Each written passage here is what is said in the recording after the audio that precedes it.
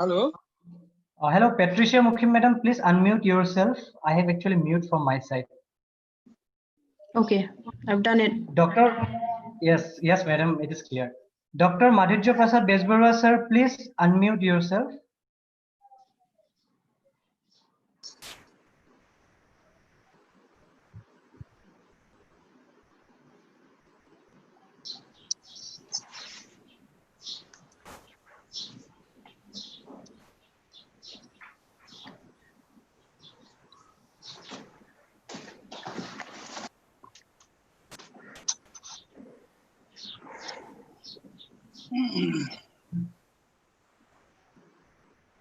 We are waiting for Dr. Madhurjya Prasad, sir, to unmute.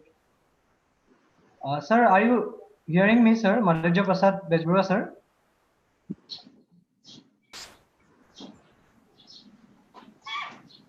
Sir, I am sending a request to unmute yourself.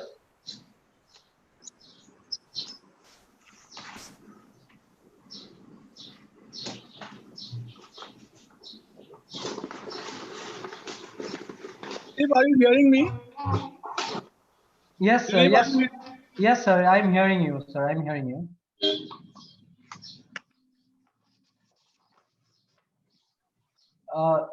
Madhurjya, sir, please unmute yourself. Okay, I think I need to call sir once. Just wait for a minute, respected panelist.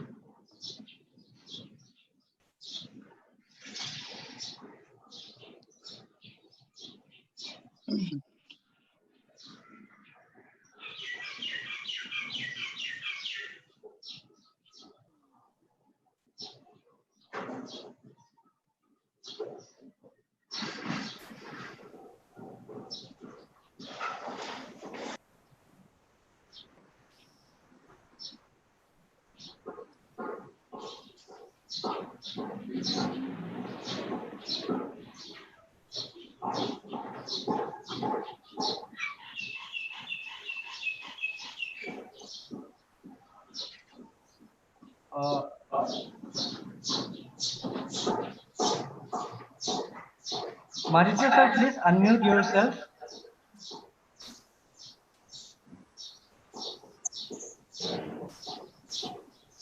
Can you hear me? Yes, sir, I'm hearing you, sir. Okay, fine. I'm ready. Okay, sir. Sir, welcome all panelists and attendees to Damdama College. So, it is a 2-day national webinar on migration in India amidst COVID-19 pandemic, implication, challenges, and future preparedness. So right now I am Tridip Bhorali speaking. I am the technical coordinator of the national webinar, and I'm speaking from the back end of this Zoom webinar platform. So I have few things to inform you before our respected convener, Sir Dr. Saurabh Sen Gupta, carry out the other proceedings of today's program. So the first thing is that this program is being recorded on the Zoom cloud server, as well as it is live on the YouTube live stream official Damdama College channel, that is the Damdama College Library YouTube channel. It is live now. And right now, we have 83 attendees watching this program in Zoom. And there are also many attendees who are visiting this program through YouTube. So among these attendees in the Zoom platform, there are also the respected paper presenters who will present their papers after the end of this event, right from 3 p.m. onwards. So they have been individually informed in their mail, and after the end of this program, that program will start. So there is also another announcement that after we finish the lecture, valuable lecture of the speakers, we will take some questions from the attendees. The attendees can put their questions to their respective panelists on their chat box as well as YouTube comment box, or you can also use the Zoom webinar question and answer feature that is rightly available in your screen, attendee screen. The attendees can type their question and it will directly go to the panelist during the show, and the panelist will answer this as per their convenience. Okay, so a warm welcome again to all the panelists and attendees. And now I am giving my charge to Dr. Saurabh Sen Gupta sir, the esteemed convener of this program, to carry out the other proceedings. Thank you. Thank you all. Thank you, Tridip. Now I'd like to welcome all the guests.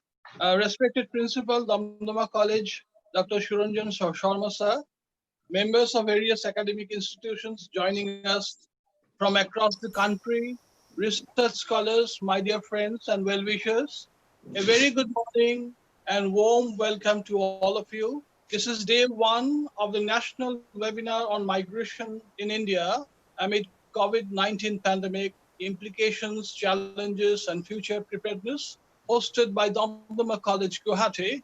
To discuss the matter of the webinar, we have today three very important experts joining us live on the Zoom platform. We have Dr. Ajay Dandekar, professor in the Department of History and director of School of Humanities and Social Sciences at the Shiv Nadar University, Uttar Pradesh. Professor Dandekar has worked with India's marginal farmers and credit policy lacunas, the denotified tribals and nomads in his home state Maharashtra, the urban poor, and with issues relating to the environment.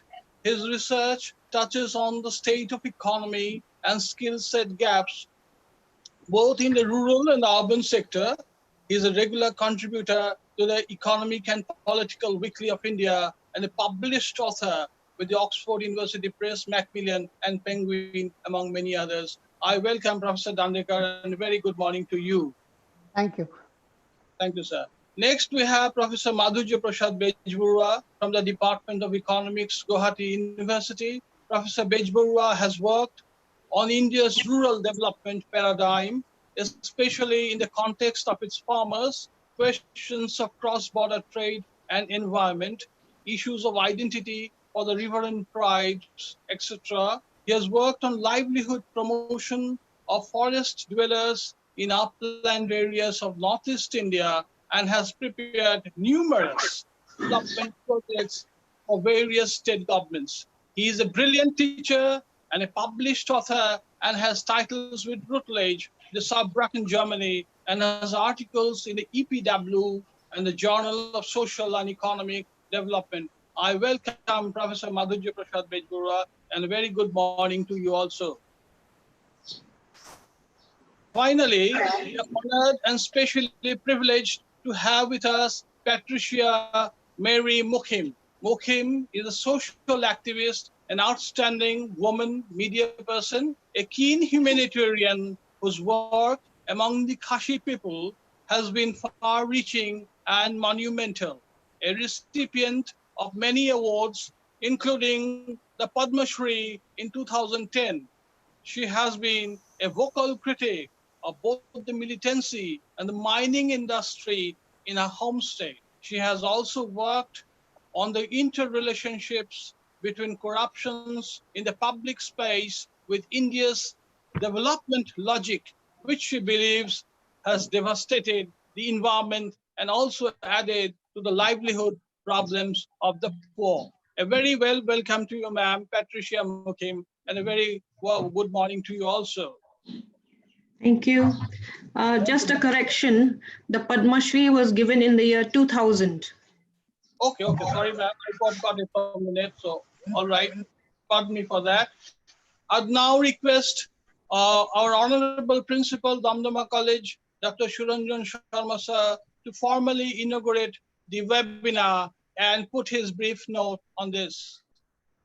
Over to you, Dr. Sharma. Thank you, Dr. Sengupta. Good morning, everyone. I wish to welcome to this national webinar organized by Damdama College, Kulhati, Kamrup, Assam. The theme of this two-day webinar is Migration in India amidst COVID-19 pandemic, implications, challenges, and future preparedness. We know that because of extreme poverty and growing landlessness among the cultivator households of rural India, there is always a push from the rural to urban sector. On the other hand, a variety of factors like comparatively high wages and availability of job, especially in informal sector in urban areas, works as a pool of migration of laborers from rural to urban sector. Interestingly, invisible workforce comprising with more than 100 million migrant people from rural India contributed almost 10% to India's GDP. However, after the announcement of lockdown on the night of March 24 to fight COVID-19 pandemic, according to CMI, Center for Monitoring Indian Economy, 122 million people lost their jobs and their shelter. The long march to go back home of these dispossessed people began and created a complex problem. The uncertainty over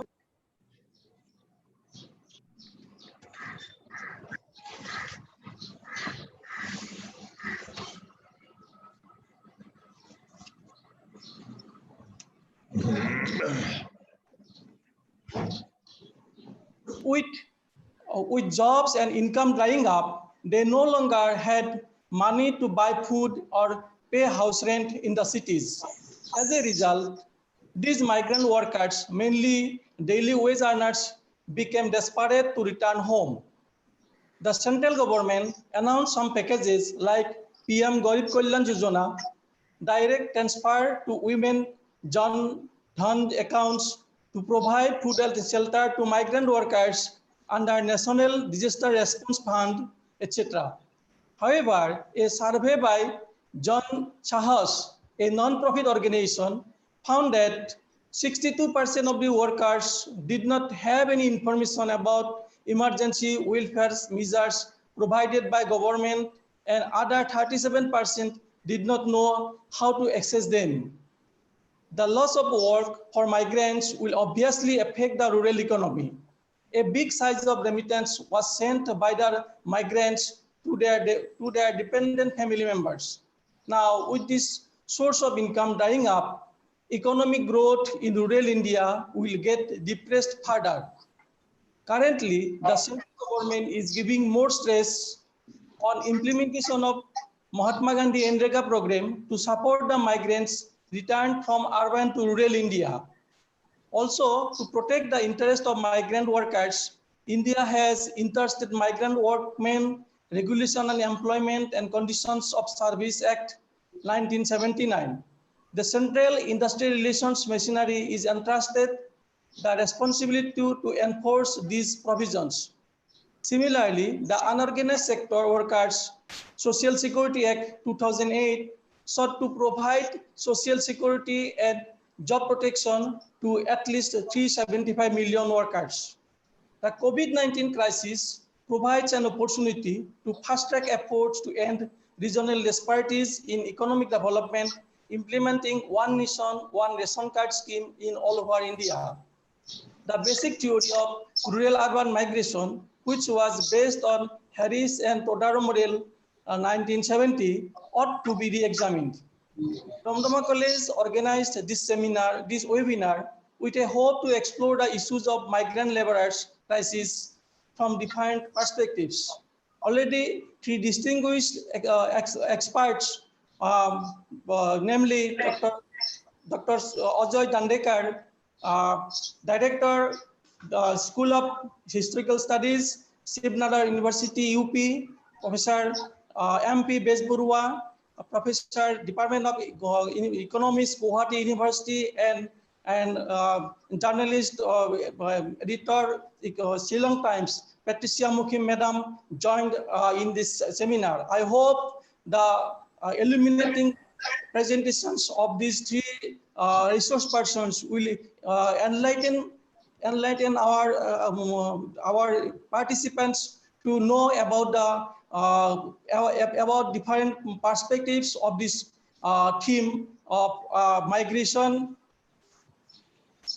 in India amid COVID-19 pandemic implications, challenges, and future preparedness. I hope all will be enlightened from the presentations of these three resource persons. I welcome and thank all the resource persons.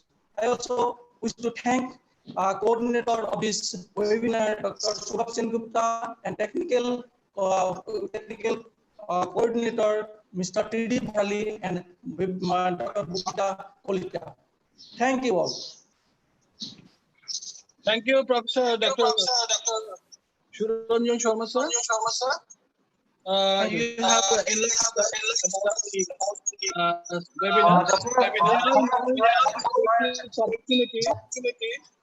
The sound, sir, Doctor. Let me come in. Yes. Sir, sir, I think. May I now welcome Director of the School of Humanities and Social Sciences to put forward his comments. Sir, Dandekar sir, please. Thank you, Dr. Sen Gupta, Principal of the College, Dr. Suranjan Sarma, my distinguished panelists, and most importantly, those of you on a Saturday morning have joined this webinar. I know it is difficult, as it is difficult during Corona times to be cooked in the houses, and on top of that, this webinar. So, thank you for that. Let me outline what I have to say, and we can take it from there. What I want to say is coming from my research primarily on agrarian crisis, and that then took me to the issue of migration in a very different context. This is pre-corona, and then the corona happened, and what we see now is a reverse migration back from the urban and the peri-urban locales back to the rural, as it were.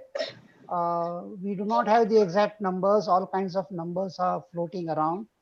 We actually also do not have a reliable figure on the total number of migrants in the country, because the definition that the census has of migrants is quite opaque. However, there are some, reasonable estimates, and from those reasonable estimates, we do know, we know a few things, and let us start with that. First thing is, out of the total job market that India has, almost 92 to 93% is what is called in the informal sector. That is to say that these are jobs which are not in quotation mark permanents. These are all contractual jobs.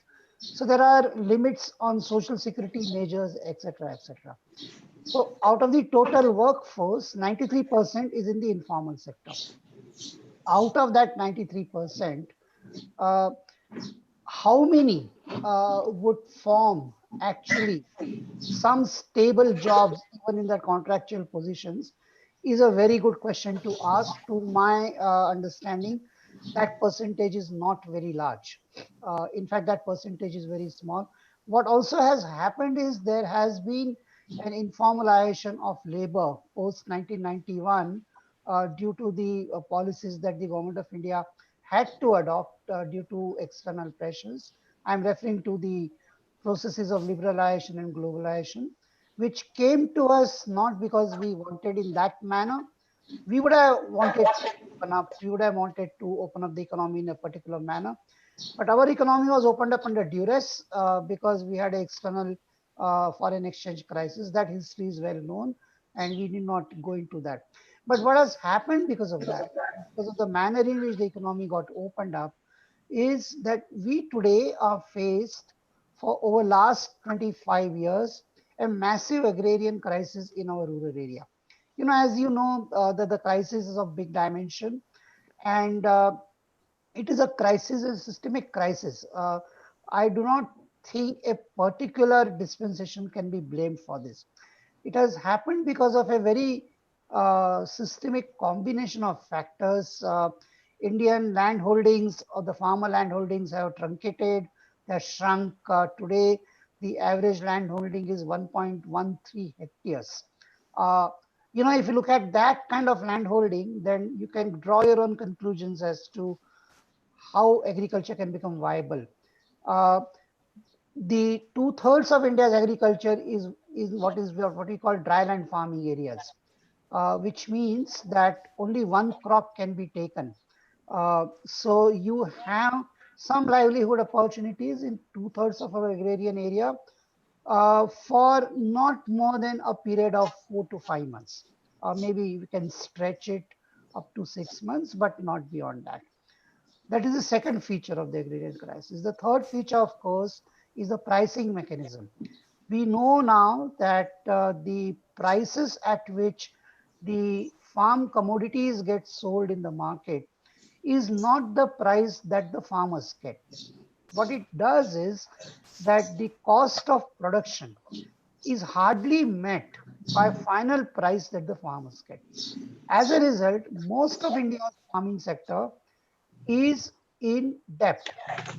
Now, we also know that despite the kind of urbanization that has happened, and in last 2 decades, the pace of urbanization has somewhat picked up, still almost 70% plus India lives in semi or in rural areas.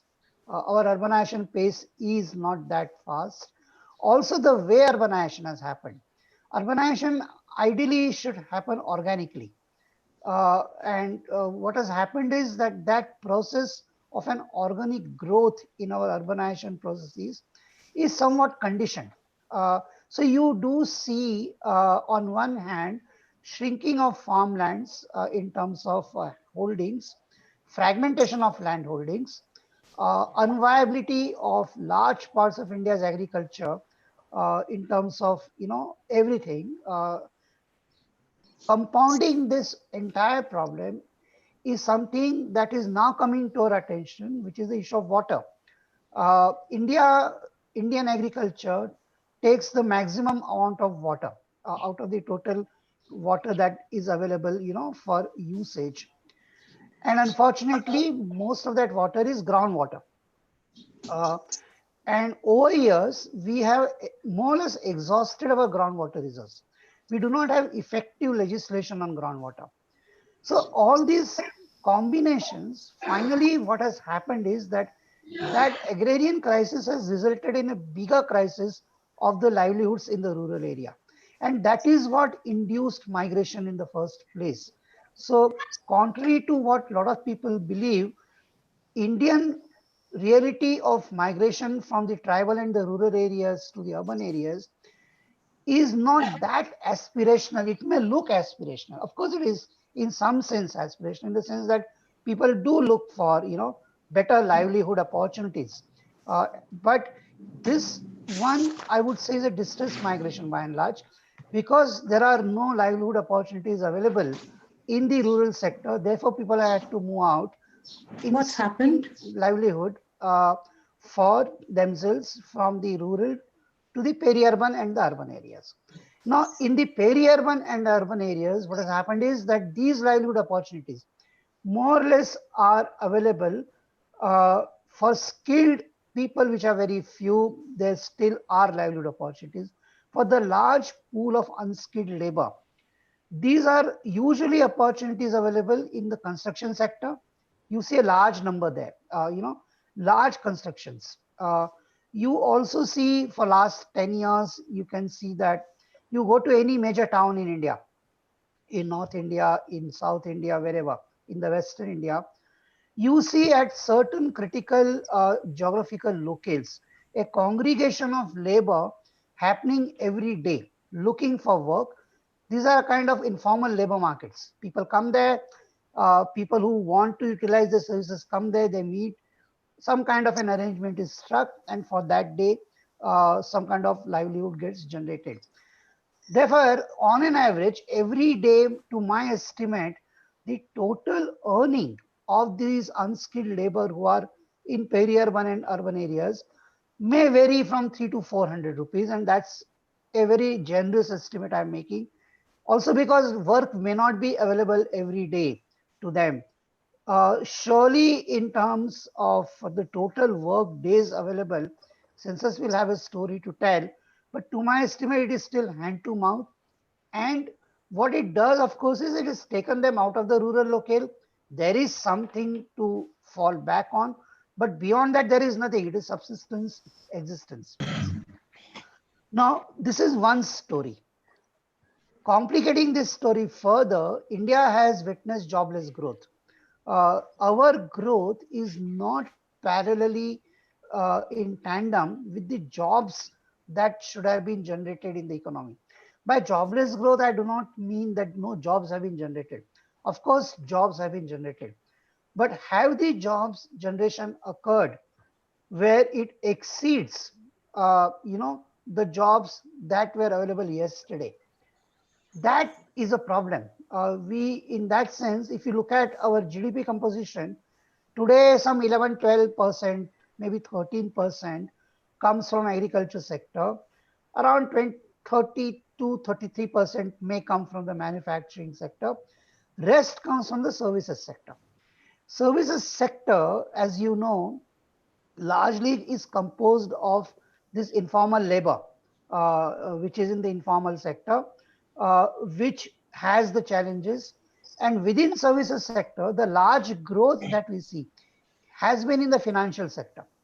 And therefore, what has happened is that, yes, the economy used to grow, but last, I think, 8 or 9 years, especially, I think, from good years of economy, I think, were between 2007, 8 in terms of the so-called growth.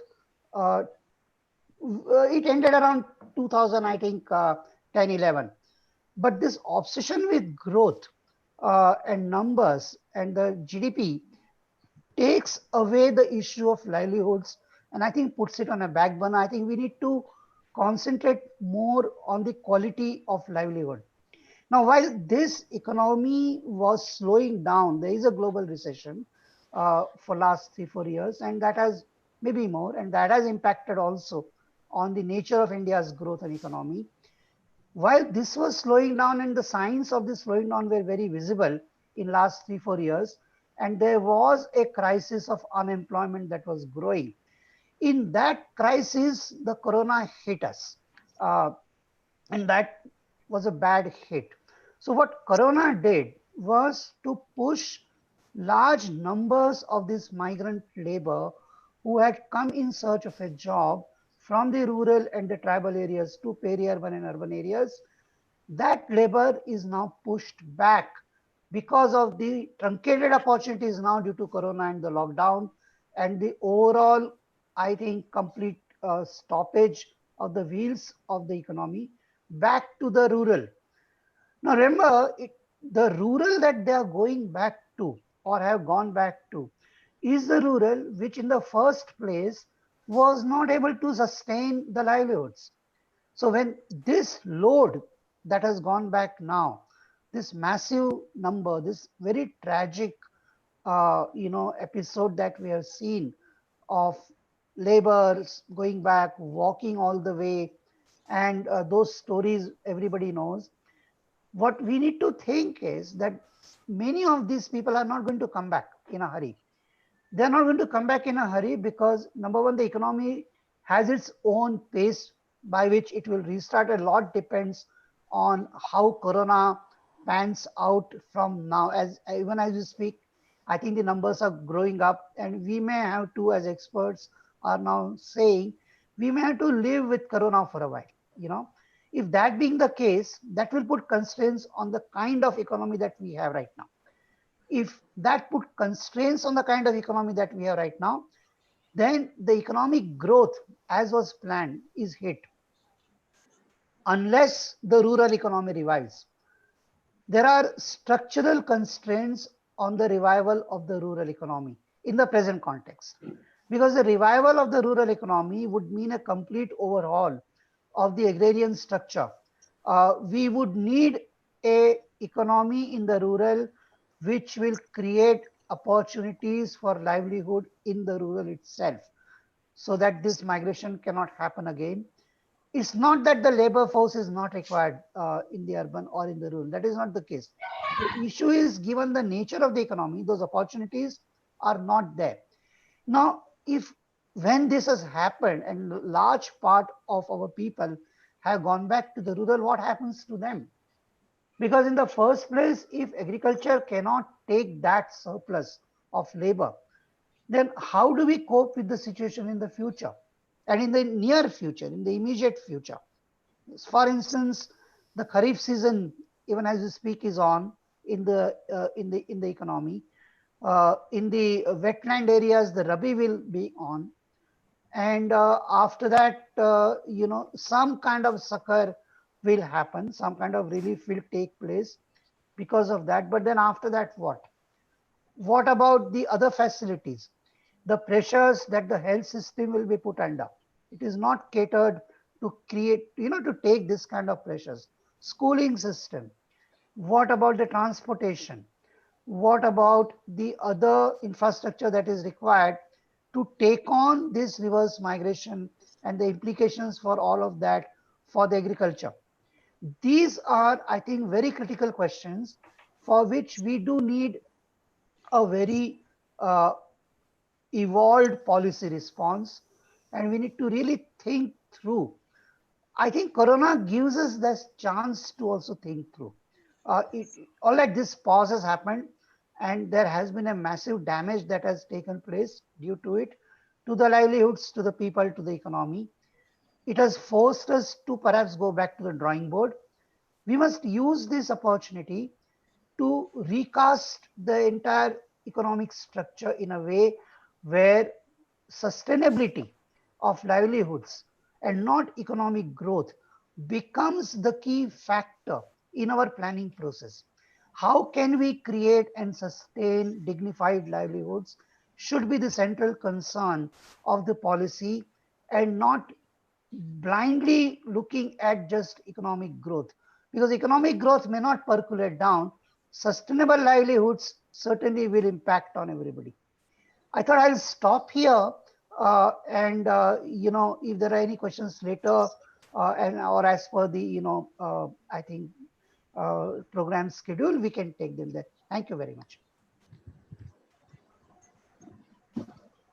Thank you, Professor Dandekar, sir. You have enlightened us on a whole range of issues, and these are very pertinent issues and probably very crucial issues which needs to be addressed. There has to be a relationship between the kind of growth we are experiencing and the kind of development we are seeking, and the development that we need for all of our people, and in a development that is a sustainable development. May I now request our second esteemed panelist, Patricia Mukhim, to put in her brief note. Mrs. Mukhim.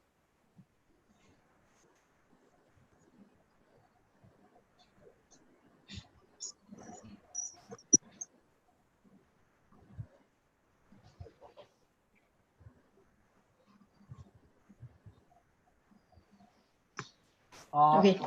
Can you hear me now? Yes, ma'am. Yes, it's all right. Yeah.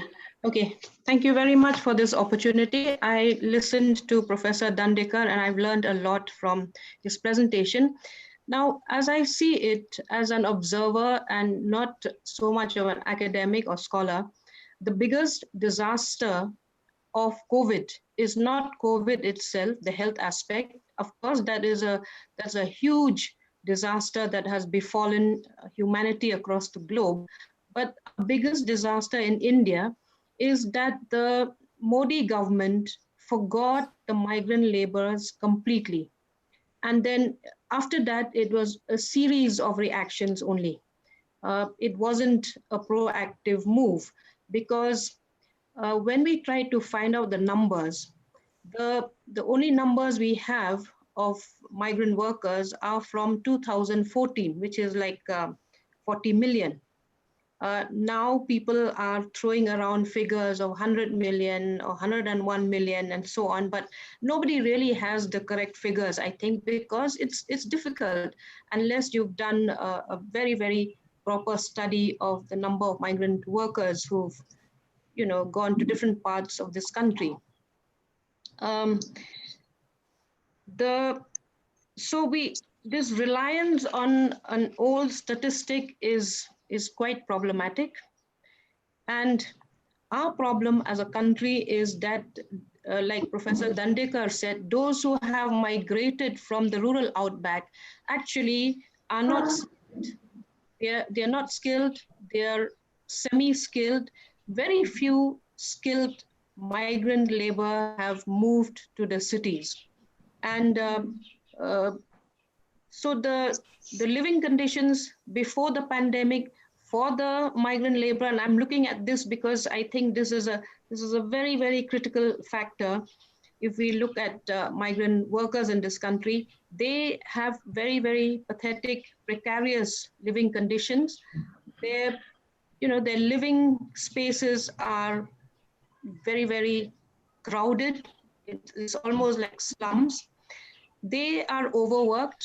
The workers are overworked, they're underpaid, they're exploited, live very unhygienic existences, have no access to even adequate food. Many of them don't get rations because they don't have the documents to support their identities. Forget about healthcare. Healthcare is really in the dumps as far as these migrant workers are concerned, because healthcare, even for most of us, is difficult to access, especially in the private sector. Now, the question we need to ask is, why do people migrate? And I think Professor Dandekar has pointed that out very well. There is no employment in our respective states. And I'm looking here at the northeastern region, where we still say that we are an agrarian society, but the way we do farming is not yet modernized.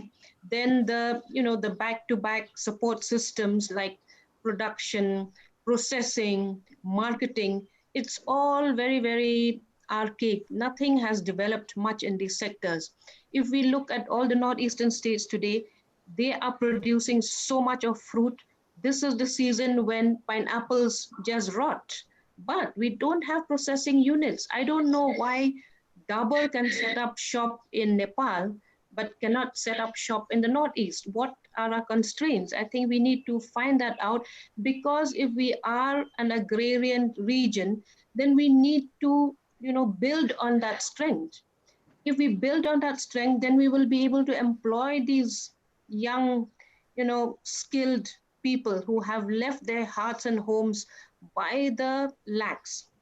And the sad part is that most of those who have left, especially from states like Tripura, Manipur in the hills, and Nagaland, many of them are actually not very skilled, particularly from Tripura. Most of those who returned this time were working as menial labor, Okay, they work as security guards, they work in these small little restaurants and small little hotels, roadside eateries and all, paid very little, didn't have the money to come back, and had to be supported by philanthropists of all kinds. This should actually really take us to the core of the problem, instead of going back to what is called business as usual. We cannot afford to go back to business as usual. And therefore, do we have governments in place that can prescribe policy changes or bring in new policies based on the realistic needs of the region and the country? So far, we've had governments every 5 years. They've just followed the same old trajectory. Nobody has gone out of their way to come up with really kind of change-making policies. Then we also have to question our education system. What is the education system doing to our young people? What is it really skilling them for? Is it enough to just have a degree? I think this is something we've been talking about for a long time, but we haven't had the, the political will to bring in changes in the system. Fortunately, now the education sector has been pushed to a corner and has been actually asked to innovate on how to teach during these COVID times, how to reach out to students during these COVID times. We haven't successfully answered that. There are so many in the rural outback who have no internet connectivity. And then, so therefore, what is being called to question is also a big claim about digital India, about digital connectivity. How good is that claim? How strong is that claim? If we have to imagine this 40 million, which now must be much, much more in number, that was 2014, if we have to integrate them into some kind of a system within our respective states, then there will be huge policy implications. What is shocking is that even in my state of Meghalaya or in any of the states of the Northeast, we do not yet have data on people who've returned or how many need to return and which sectors are these people working in. I've been trying to ask this question because I think that it's important for those in academia also to engage with this, but we do not have specific numbers yet. Now, the Center for Monitoring the Indian Economy says 122 million lost their jobs in April alone, and 3/4 of those were small traders, wage laborers. Then to tide over this crisis, the government gave that 3,500 crore food support program. But with the kind of governance that we have, which all the time is stumbling when it comes to implementation, there are so many people who cannot access these, these largesse.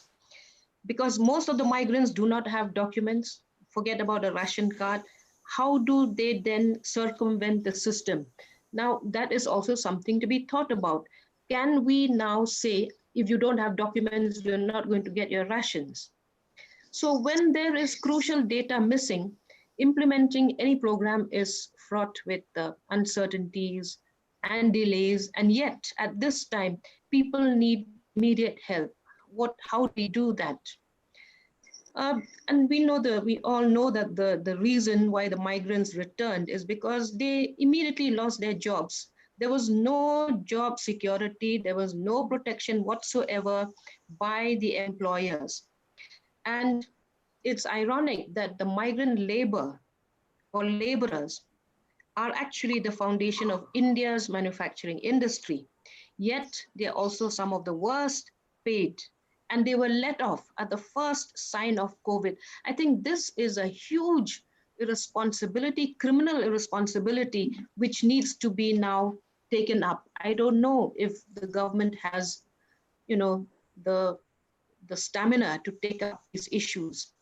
And most of these migrant workers have actually been occupied or been employed in sectors like textiles, a large number in the construction industry, even within our region in the Northeast. When we look at the hill states, we do not have enough of our own people to be employed in the construction industry. So then you have people working in stone quarries and mines and brick kilns, all these small scale industries like even diamond cutting, the leather industry. Then there's a whole lot of people actually involved in farm work in these cooperative farms where you have the well-to-do which own large hectares of land, large acreage, who engage in this sort of commercial cropping. So a lot of these people are involved in transplanting, harvesting, in sugarcane plantations, for instance. There are people who even for rickshaw pulling, people come from other states to another state. So, and I find it quite ironic that even sex work is listed as one of the employments. Just imagine sex work. It shows you how critical the condition is, and it shows you what kind of gender disparity there is even in the workplace. So if you talk about sex work, then obviously you're talking about a lot of young women coming out mainly for this kind of work. And that's why you have all the young women from the Northeast involved in or engaged in work like the beauty industry, the spas, the massage parlors, and all that. So, in fact, if you look at the large number of women migrant workers from the Northeast, they are mostly in the hospitality industry, in the beauty industry, in malls, etc. And one of the tragedies, of course, of migrant workers is that they don't form a collective. They're not a very formidable vote bank anywhere. So they're not taken very seriously by anyone. And I think this is something maybe that they need to think about. Of course, industries and commercial, private commercial sectors do not like labor unions, so they will obviously try to circumvent that.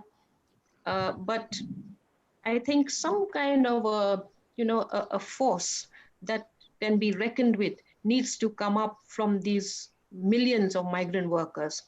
Then think of the prospects of the children of migrant workers who cannot afford, who were not able to afford schooling at that time, or maybe afforded some kind of protracted schooling, but now cannot afford that schooling anymore. How are they going to grow up now? Who is going to look after their education? Are all the government schemes of Sarva Shiksha Abhiyan really working to their benefit?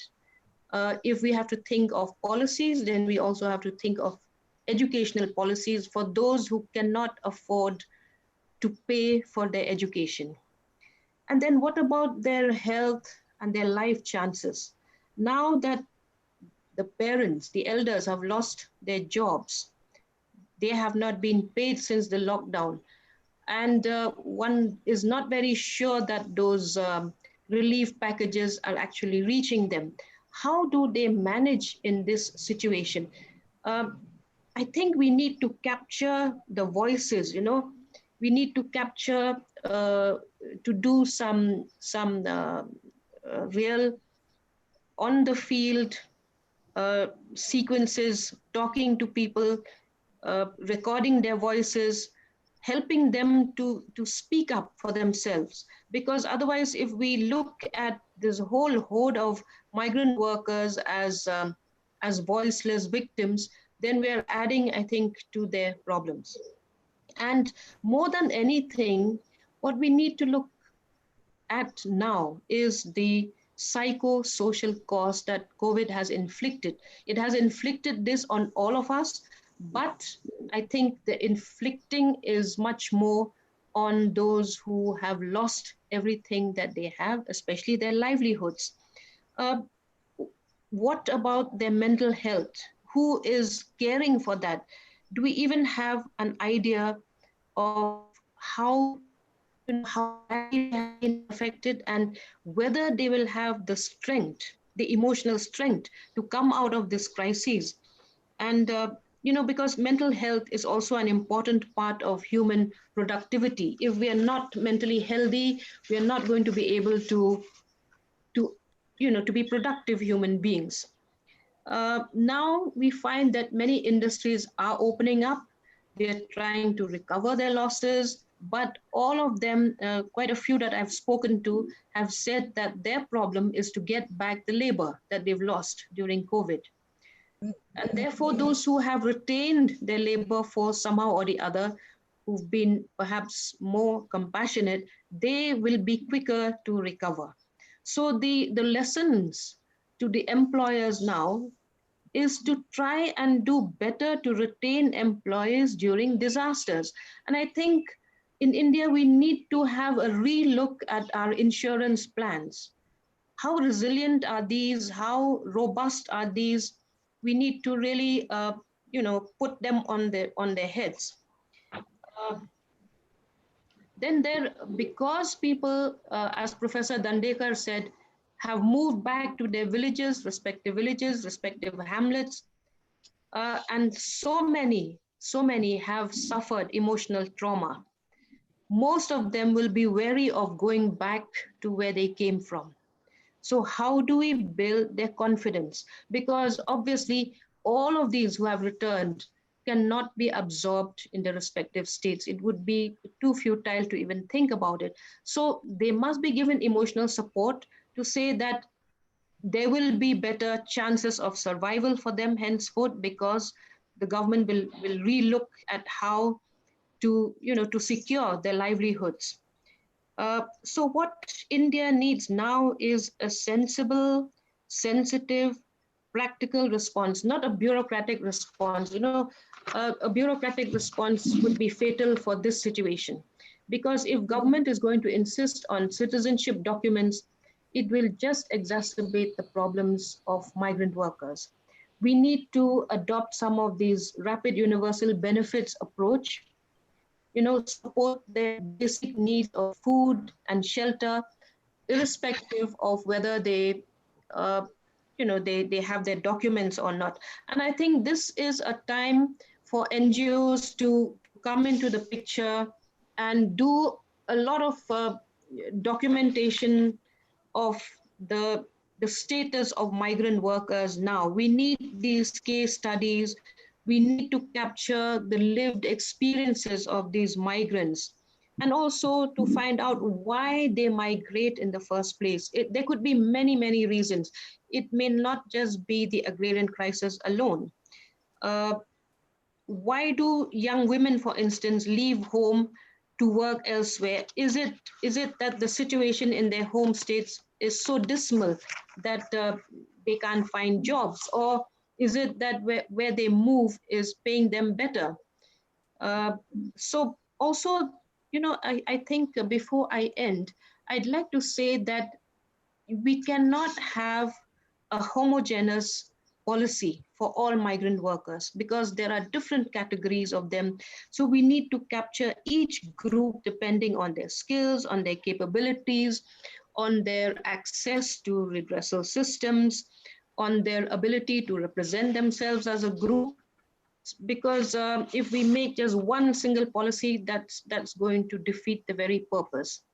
And it's time that this country recognizes and accepts that its strength lies on migrant workers and the circular economy that they have built up over time. Thank you very much. I think we'll later take questions.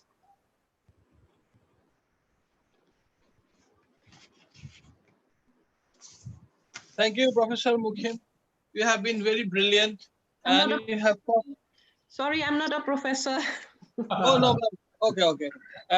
You have been very brilliant, Mukhim, and you have really enlightened us on the gender disparities that exist in the labor sector, the kind of sustainable growth that we can think about, the kind of resources that we need actually to build, and how not to rely on old statistics. It is a very dismal picture that we are getting now.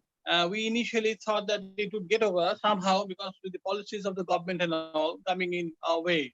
But since the government is doing something and the laborers are expecting something else or not actually getting what they want, it is very high time that we actually need to change our education policies also. We need to think as how to we address this labor crisis and this issue of reverse migration and whatever the problems they are facing. May I now invite Professor Madhurjya Prasad Bezbaruah to add to this enlightened lecture, sir. Professor Bhajbarua, sir. Well, very good morning to everyone. And first of all, thank you very much to the Damdama College family led by its principal, Dr. Suranjan Sharma, for having me over here.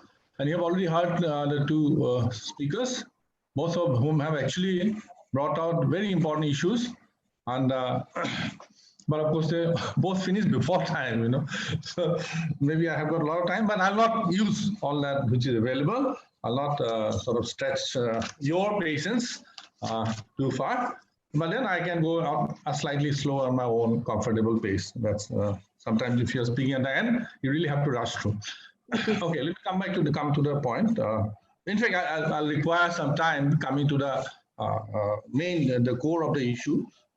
First of all, if you look at migration, you know, it takes place for a variety of reasons, you know, and particularly if you look at census, for instance, you know, in the normal circumstances, what you'll find actually, particularly women migrate mostly for marriages in India. I'm not, if you're not in the state from which Patricia Mukhim, you know, comes. In other states, actually, the girls are married off, so they go away from, particularly village to village migration of women, basically through marriages.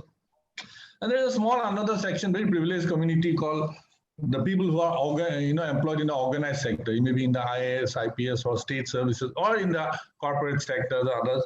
These people get transferred here and there sometimes, you know, so they actually migrate. But these are not the topic of our discussion. So who we are talking about today is basically those people, I'll not say willing, but I mean, they basically move out from one place to another in search of some kind of opportunity. So there's in a way, you know, some kind of maybe incentive or maybe some kind of compulsion also is there, but not a forced compulsion as, you know, so there may be a distress kind of phenomenon. I'm not denying that, but there can be, I mean, people may be moving because other pastures are greener, or they may be moving because, you know, their home, you know, pastures are really dry. So for whatever reason, but they go on their own will, leave one place to another and work in another place. And I'd have to exclude also the people, the kind of people who are refugees, you know, who are sort of forced to migrate from one place or one country to another because of, say, persecutions or genocides, or maybe, you know, economic, environmental disasters and so on and so forth. So we leave out all that. So we'll be focusing on people who migrate basically for economic incentives from one place to another, or maybe economic compulsion from one place to another. So this is the first thing I would like to talk about. Now, first of all, since I'm an economist, basically, what is economics, the view of economics regarding migration of this kind? Actually, if you don't have to be a neoclassical economist, even the Human Development Report, which is not thought to be very much right of center, actually, UNDP is considered to be slightly left of center. So it had a report on migration in 2009, if I'm not mistaken, and it actually hails migration as a very positive thing for livelihood and whatnot. The economics, generally, from economics point of view, they look at migration as a positive thing. Now, how is it a positive phenomena, which I can explain a little, and then I can also illustrate in our context. But then, of course, I'm not saying that there are no problems. There are many problems. First of all, let us look at the places where migrants generally live. I mean, the sources of migrant workers. So these are normally places where, you know, opportunities are not great, you know, wage rates are not very high, you know. So life is, you know, I mean, particularly life, you can't say that people have become more aspirational also because of so much of exposure to a variety of things. So people are not happy with the same old kind of lifestyle. So they need to go out, you know, sort of, they have an aspiration. So all this actually, because things are not happening in your own area, you may be, you know, sometimes induced to move out to areas where things are happening. Where are the places? I mean, basically the places. So these are the destinations. The happening places are the destinations where actually the workers move in. They may get a slightly higher wage. Obviously, they have to get a higher wage. Otherwise, they will not move out there. How high is, of course, a matter of debate. So what happens actually is that, you know, this whole process of people migrating from low opportunity, low employment, low wage areas, low employment opportunity, low wage areas to, you know, areas of opportunity, you know, higher wage and so on and so forth. This actually equalize, I mean, this is a kind of an equilibrating process, you know. So access and go to areas where labor is in shortage. So this helps both the areas. First of all, the destinations, it helps to eliminate the labor surplus, and therefore it also helps to keep the wages moderated. Otherwise, the wages will be very high. The ventures will no longer be profitable. So growth story will very quickly come to an end. Or there will be heavy capital, intensity of production processes, which will not be very good for a country like India, which has a lot of labor. Now, secondly, so that is what happens in the, the receiving areas. Now in the source areas, where from the people go, what happens there? I'll explain the illustration. So there basically what happens, because workers leave, there's less pressure on the labor market. If had they not left, the wages would have been much lower. So which will keep poverty much higher. All right. And pressure on land also, pressure on land, Professor Dandekar talked about, pressure on land will also be much higher if they are not left, So now situation is a little more controllable, and that's one thing. And secondly, they send some kind of remittances which actually help the consumption of very people over there. So in this way, by bringing about the imbalances, the moderating the imbalances in labor supply, labor demand, it actually equilibrates things, and so that is why it is considered to be positive development. Now, of course, this is about economics, but socially this may not be all the time very, very good. But the studies have shown that if migration is slow and gradual, even socially it is not very damaging. Because what happens if it is slow, a few migrants go out at a particular point of time, they actually quickly adapt. They quickly assimilate to the culture of the destination. So they are basically absorbed in that particular society. So that problem of, the cultural trait posed by the migrants, that doesn't arise. However, when migration takes in a very large quantity because of some kind of shocks, like say partition of India, that brought a lot of refugees here. Okay, then more recently because of the Syrian crisis, there was Europe was flooded with refugees and all that. Then people get very jittery about so many people who are not familiar, so regarding our identity, culture, and so on and so forth. But this is going to actually pose a problem. And one more aspect here is that, see, in the time of prosperity, when there's prosperity all around, the migrants are not thought to be very bad locally. I mean, they're mostly welcome also, to do the jobs and all that. But when things don't go very right, so then there's a Trump calling the Mexicans their enemies, or you may have Raj Thakare saying the UP Wallas, taking all jobs in Mumbai and so on and so forth. And we are very familiar in here in Assam and Meghalaya also, and other Northeast states also. Say we think, outsiders, we call it Bohira Gotos in Assam.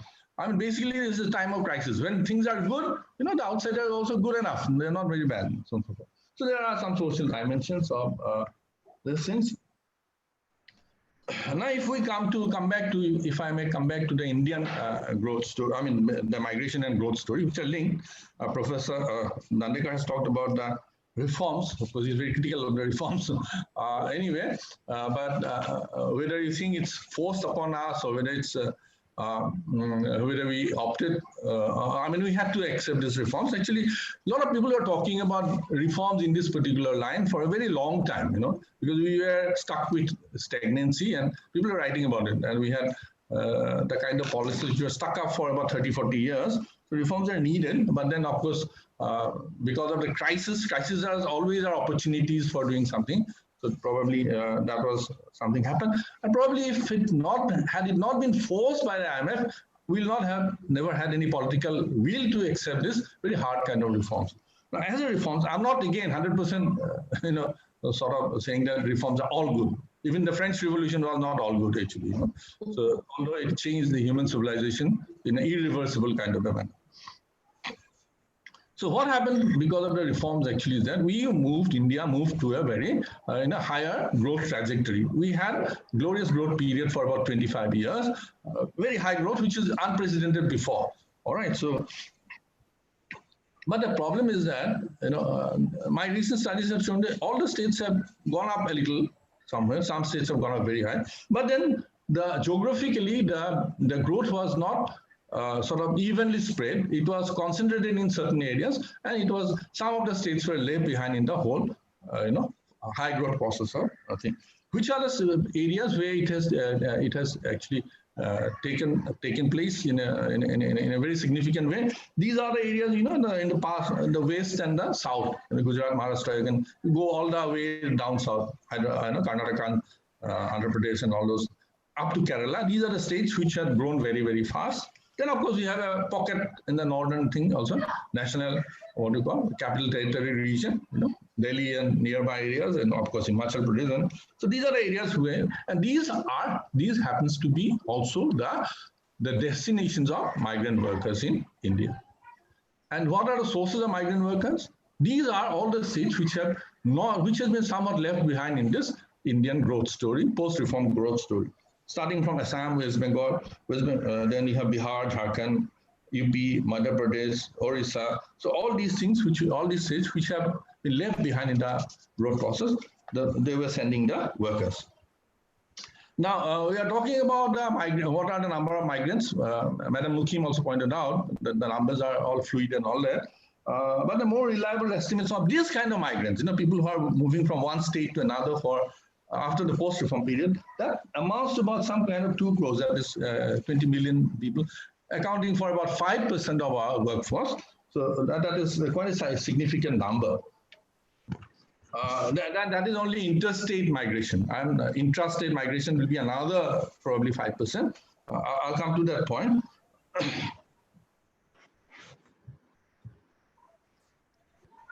Now, if I may come to the case of Assam in this case, to illustrate my point a little further. So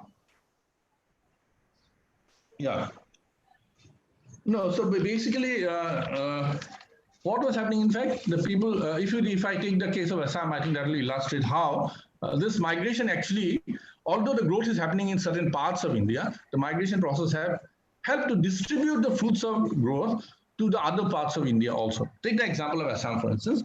Of course, we didn't have data. We are not very actually acknowledging the work of the migrant workers till we discovered that, wow, so many people are there actually doing so many things, and there's so much in difficulty. So it was estimated that about 10 lakhs, workers from the state of Assam have been working outside in that particular format. I'm not saying everyone who has migrated permanently and stayed. It's basically, these are the migrants who are not entirely temporary migrants. They have gone there to work. They have the connections with their families back home also. So this 10 lakhs of workers, if a rough estimate of the remittance they send home comes to about 1% of state domestic product of Assam. I mean, this was normal, not this, the pre-COVID state domestic product of Assam, it will come to about 1%. You may say that 1% is not a huge number. It's not a huge number if you look at SDP, but you have to look at another thing. Where does this 1% go?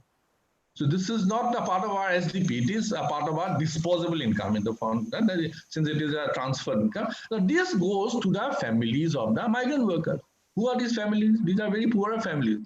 The rich families are not going to work for a, unorganized sector, migrant work in Bombay or anything. So basically, this income, this remittance go to the poorer section of family. In fact, one of my fellow panelists elsewhere said that there's a caste angle also. You'll find that, lower disadvantaged caste people are more prominent there. Anyway, that's besides the point.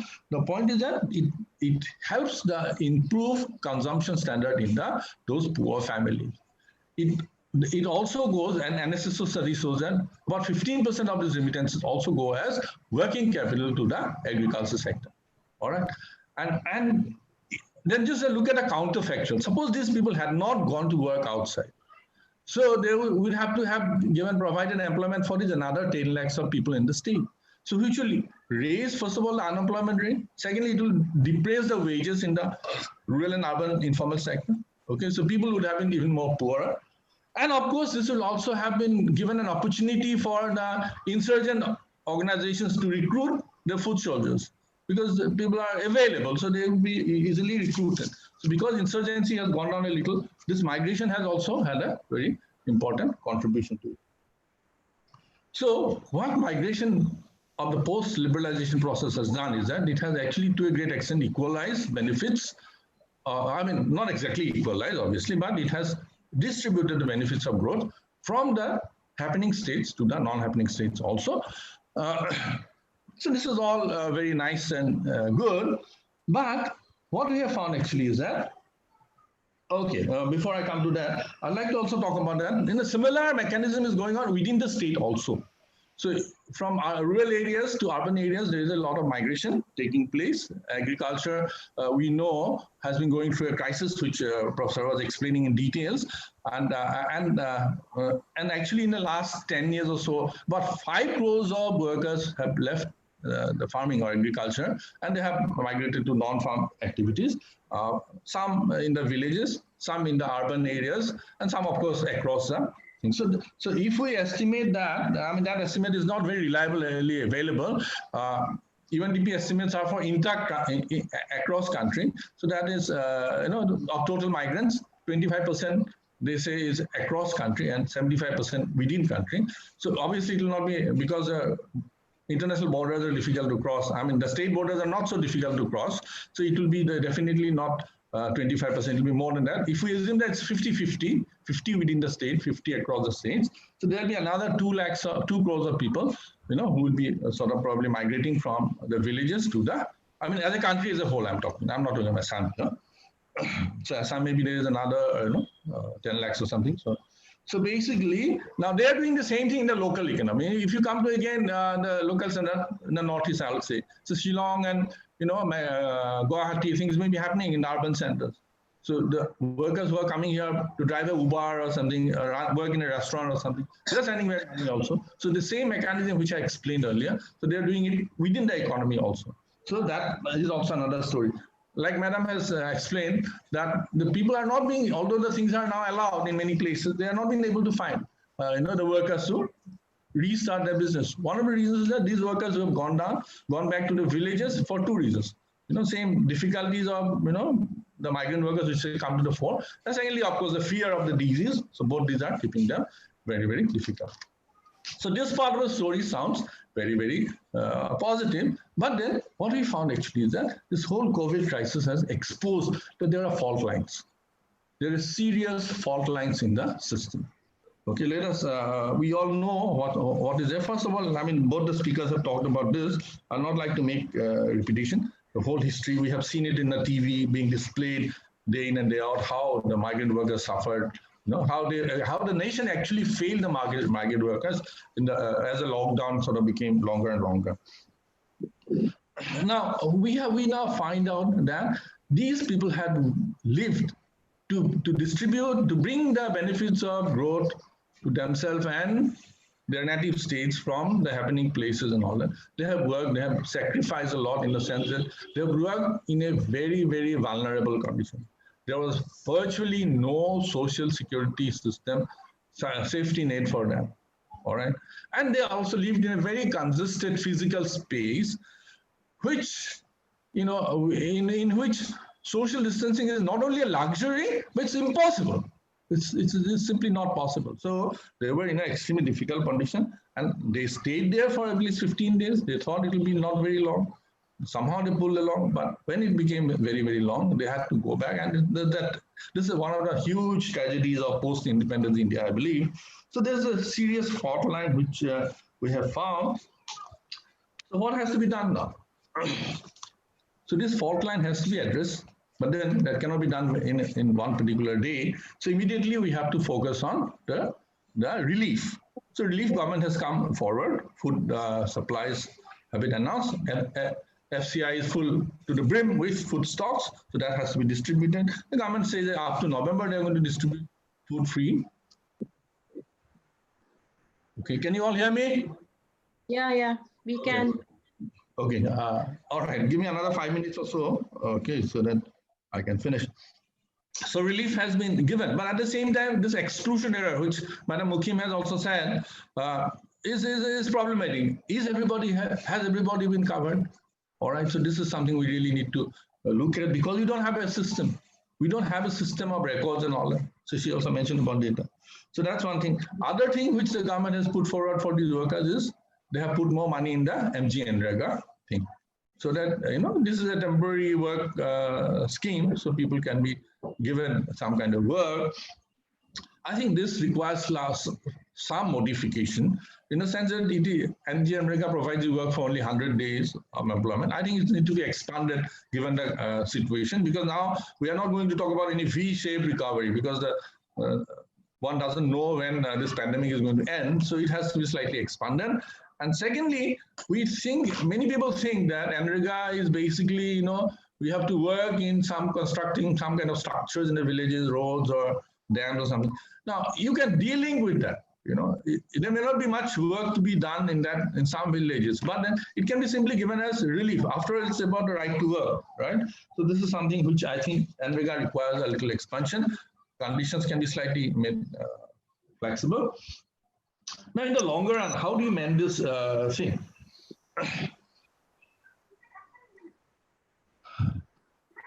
In the long run, we really have to look at the whole issue of migration. I'll agree with Madam Mukhim that actually the migration, we have to resume the whole process of migration. We can't really this reversal is because of this particular shock. So that has to again come back, because that is a natural process of development. But at the same time, we have to see that the workers they go back to a better world. Okay. Now, how can that be that happen? See, now the government has announced that they are going to start what is called a migration commission.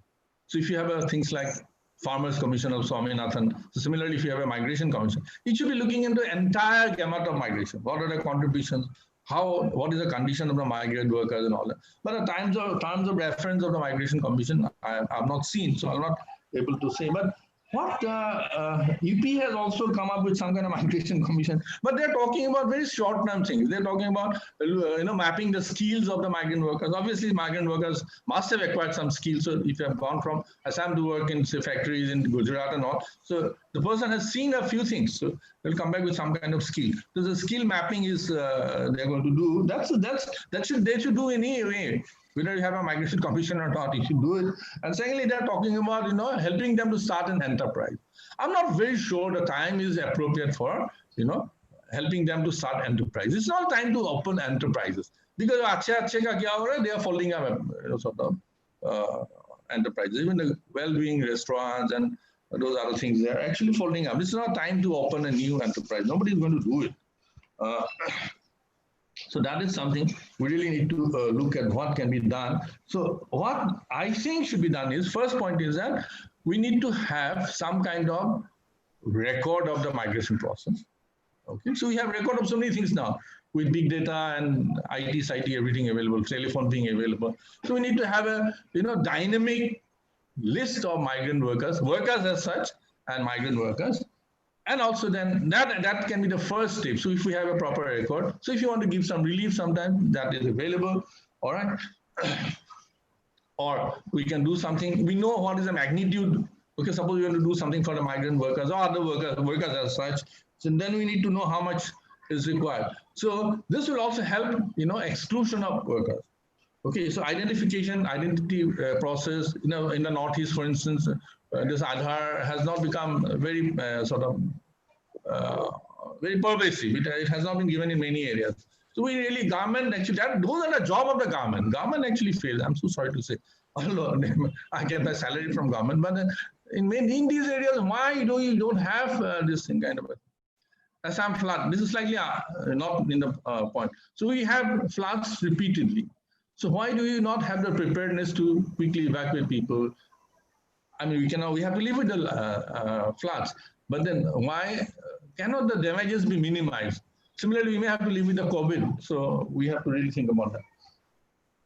So first of all, their number is required. Second thing is their social security. It has to be some kind of there. So if there's some kind of for reason, some kind of accident or some kind of sickness or some kind of disaster like this, suppose they lose their job for some time, at least for 6 months, they should be able to survive. So they must be able to fall back upon certain things. Now here, one interesting thing is that if you go to the workers, Professor Dandekar also mentioned that there are some kind of, we shouldn't say use the word gatto, but some collection of people of same, maybe state and all that. So there must be some kind of social networking there, some kind of social capital as we call it. And that could have been very useful. Suppose if you fall sick, maybe your friends will look after you and all that. But when everybody is stuck like this here in COVID, this will not help. So that's why they're coming home. They know that home doesn't offer them much, but then at least there are the parents, there is a village which may look after themselves for some time. So that social capital is here. So that kind of thing is to be there. I will spend, if the organizers permit, I'll spend about 10 minutes regarding labor reforms and informal sector. But before that, let me finish other points. So one ration card, Surendran Sharma also mentioned, yes, I think this is something government is thinking, but it should implement it quickly. So one ration card, if you hold, you can get the khana in Shillong, Guwahati, or Gujarat, Ahmedabad, or wherever. That should be there. Then actually, Madam Mukhim has also mentioned about the political empowerment of these people. In fact, another speaker, my friend Rajosi Mojumdar, also when we are sharing another session together, he also mentioned that they should be under the. These people don't never get to vote. My name is in suppose Borpeta in the voters list, but I am working in Bangalore, so I will never have a chance of voting. I cannot come here to vote and all. So we need to have a system with the electronic system so that their voting power is retained. Now, if you look at these 2 crores people having a vote to change the government or to decide or to have their say, they are obviously people who will be sort of better looked after. One can think they will be politically more empowered. So something can be done in this particular thing. I'd like to conclude, but before that, when I was mentioning fault line, it's not only that the data is not available. There's another major fault line in the Indian economy. See, Professor has mentioned that 93%. The estimates vary. Some estimates say 85, some say 92. I think my authentic sort of survey report was 92% of our Indian workers are in the unorganized sector. Isn't this a serious kind of problem? So, now who are these unorganized sector workers? This include agricultural workers, the rural non-farm workers, the urban informal sector workers, the momo sellers in the street, the all those kinds of people, rickshaw puller, thala pushers, even I think the Uber drivers also will be slightly maybe included. And a very large chunk of people are actually, these are engaged in the organized sector, but through a contractor. They're not directly into the organized sector. So it is high time that we take serious steps to formalize the economy. When GST was introduced, people thought it will lead to formalization of economy. So that alone is not going to do it. We have to have other things. What is the problem? Problem actually is, one of the things is that labor laws. We have to look at the entire labor laws. You see, Indian labor law systems are such that the people who are in the organized sector, who are employed in the organized sector, the people who are in the corporates, people who are in the government. If you look at Assam, it's only the 10% of workers, 10 lakhs of, we have 11 crores, 111 crores of workforce, only of 10 lakhs are engaged either in government or in the organized private sector. Rest are all whole 1 crore, so 90% are basically in the unorganized sector. Now, why are such people in the unorganized sector? And the organized sector's workers are overprotected. You can't throw them out. Even if they don't perform, even when the business, sort of declines, the farm has to wind up, you can't really sort of let these people go. So there's a huge problem in labor laws. And those laws probably at that time were sustainable because, at that time, business was not so competitive. Okay, from outside or from inside. So business people had a lot of, surplus. So they could actually see through this problem. So now what's happening in fact is that, and another thing, the economists say, why, for instance, in Indian industry is not going to the labor intensive activities? See, compare with India with Bangladesh or Vietnam. Textiles and apparels, when the textile, what you call multi-fiber agreement was done, we thought that India will also do very well. But Indian industrialists are very apprehensive of investing in labor-intensive industries, which could provide so much of employment. They go for more capital-intensive industries. The one reason is that if you remain small, you don't have to do many labor protection, but as you go bigger and bigger, you have to give more and more labor protection. So you don't, what do you do? So industry has found a way of sort of engaging the contractors. So informally you take the workers. This is not a very happy situation. We need changes of the labor laws on both sides. First of all, it should not be such that which will discourage people from taking people in the organized sector. And another thing happens is that if you have the workers only in the contractor side, the government is also, I mean, the industry is also not investing in skill formation of the workers because they don't know this. It's a faceless, nameless people, you know. So there is no point investing in that. So that's one side. We need to really come down one step below and make, you know, employment more congenial for the industry. On the other side, all workers need to have some kind of protection, you know, contributory or otherwise, or the government comes in a big way. All right, so this can actually gradually reduce the extent of informalization of the Indian economy. So this is something which need to be done. Labor laws are not touched because these are politically very sensitive, you know. So the government is not, but this is a crisis. As I said, crisis is always an opportunity. So maybe the government. Now, unfortunately, the labor laws have been addressed in some states, not exactly addressed in some states. They are trying to very quickly sort of, you know, bring in changes by ordinance. Now, in UP and all, what they're trying to do is that they are trying to reduce even the basic, you know, protections which the workers have. You know, it's saying the industry need not, you know, provide protection from hazardous activities, kind of things. You know, this is very unfortunate. So this is done. Why has this been done? People are thinking that, you know, many companies are trying to now relocate out of China. So if my state offer these kind of things, you know, the industry is going to come. And now you can't bring in industry just by, you know, sort of kicking your workers at the stomach. All right. So I think the whole Migration Commission will look into this, and we really need to look into the seriousness of the labor laws. Professor Dandekar talked about the land also reforms. I mean, agrarian reforms are also quite required. Agriculture, I slightly disagree with him that agriculture will not be able to take so many people. Actually, we need to move more people out of agriculture, and agriculture need to sort of diversify into areas which are more prospective, which will require also agribusiness coming in. Otherwise, you know, again, the farmers are not going to get the due prices. So a whole lot of changes in the agriculture sector is also needed. Labor reforms are needed so that industry becomes more labor intensive. All right. And at the same time, the informal economy is gradually, you know, absorbed into the formal economy. So this will be the way forward. I mean, I don't have the answers, but this is something, you know, direction we have to think about. This is how we have to move forward. Okay. I think I have spoken the longest. Anyway, thank you very much for all of you. I don't know if you've given me a patient hearing or you've switched off your sort of computers and moved elsewhere. Anyway, I spoke what I wanted to say. Thank you. Listen. Okay, I'm done. Thank you, Professor Bezbaruah, sir. You have talked about the fault lines that exist in this the whole process of management of this labors and all. The lack of skills that need to be looked after, and how governments should actually reframe the labor laws so that we can actually see a return of laborers again, and the process of migration should again begin again. Now, the whole I would like our ITC IT coordinator, Mr. Tridip Bharali, to open the session to question and answers. Tridip, if you can actually open the session to question and answers, it would be very nice. Yes, sir. Thank you, honorable panelists and esteemed attendees, for staying with us for last 90 minutes. So now we are here to start our question answer rounds. So before starting our question answer round, I have two main important announcements. One is regarding feedback form.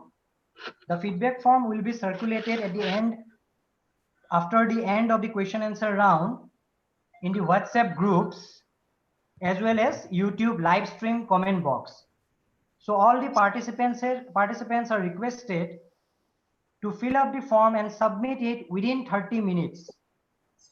Next, at 3 p.m., we have a paper presentation session on the same theme, and the invitation link to all the paper presenters will be forwarded in your respective email 1 hour before the event. And same in the same way, for the other two sessions that will be going to be held tomorrow, 1 hour before the event, you will get your links. So now we will start our question answer round. So there are questions. We are taking questions first from the Zoom webinar question answer feature. So total, there are now three. I think there were few questions which were already been answered by Dr. Ajay Dandekar sir. Now there are two questions here, and the attendees have not mentioned to whom he is asking the question. But anyway, the panelists who feel convenient can reply. The question is there any chance to fit this miserable lot in information technology sector? What can our government or NGOs do in that case? This question has been put forwarded by Ramanpreet Kaur.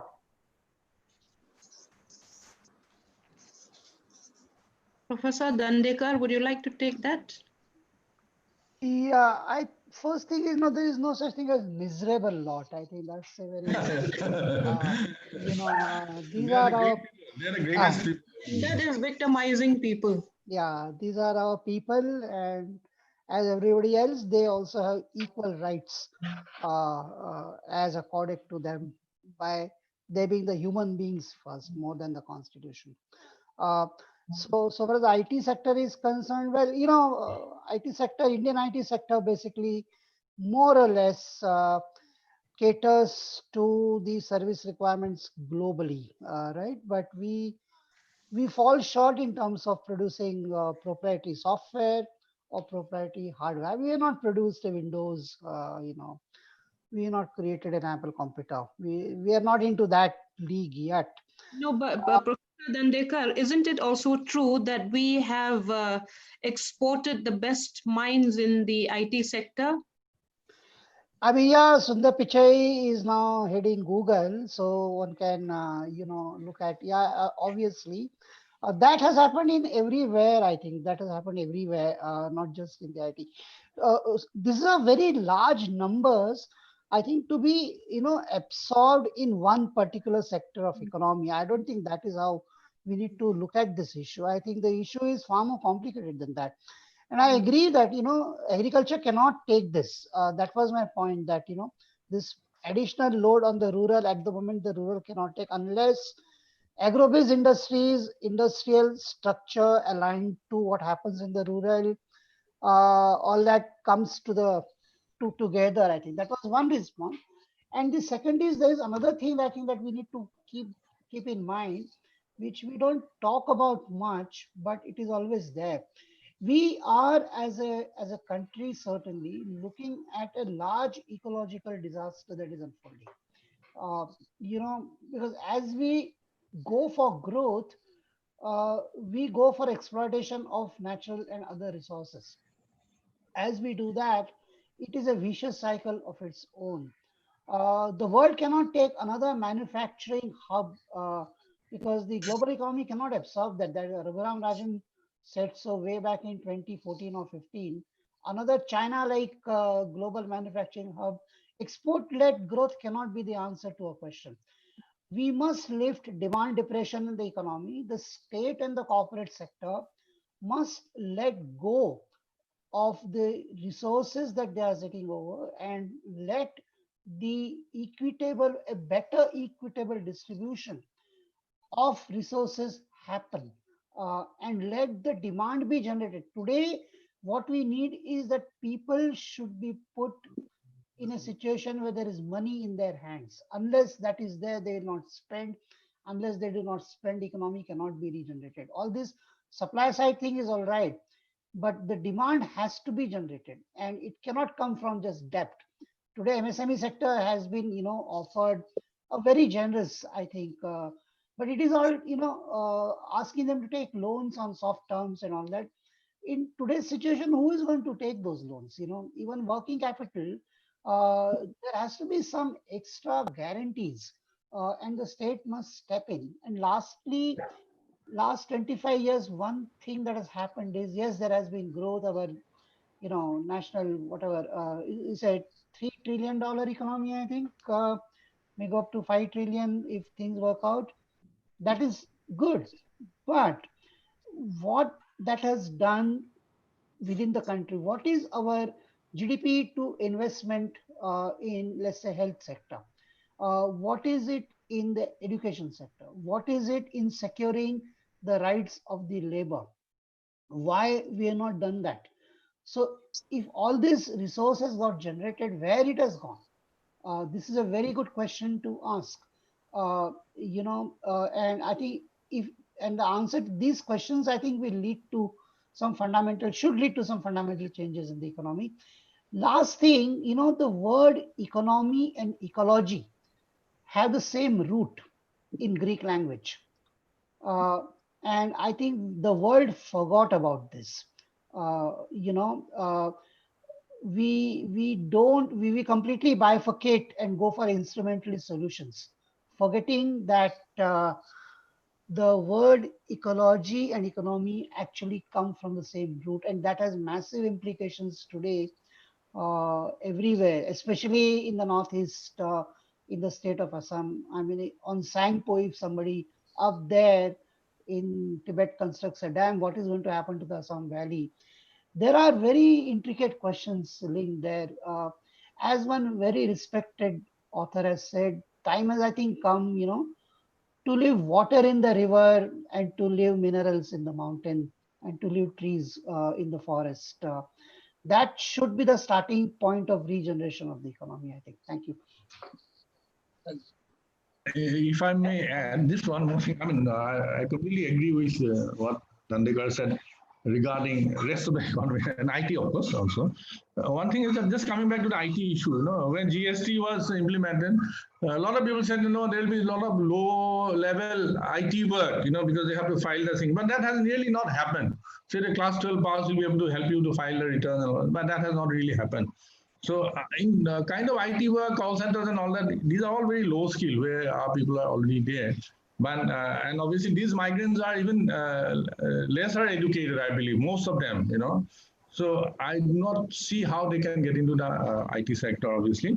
And IT sector, basically, the high-end ones require very, very high level of education.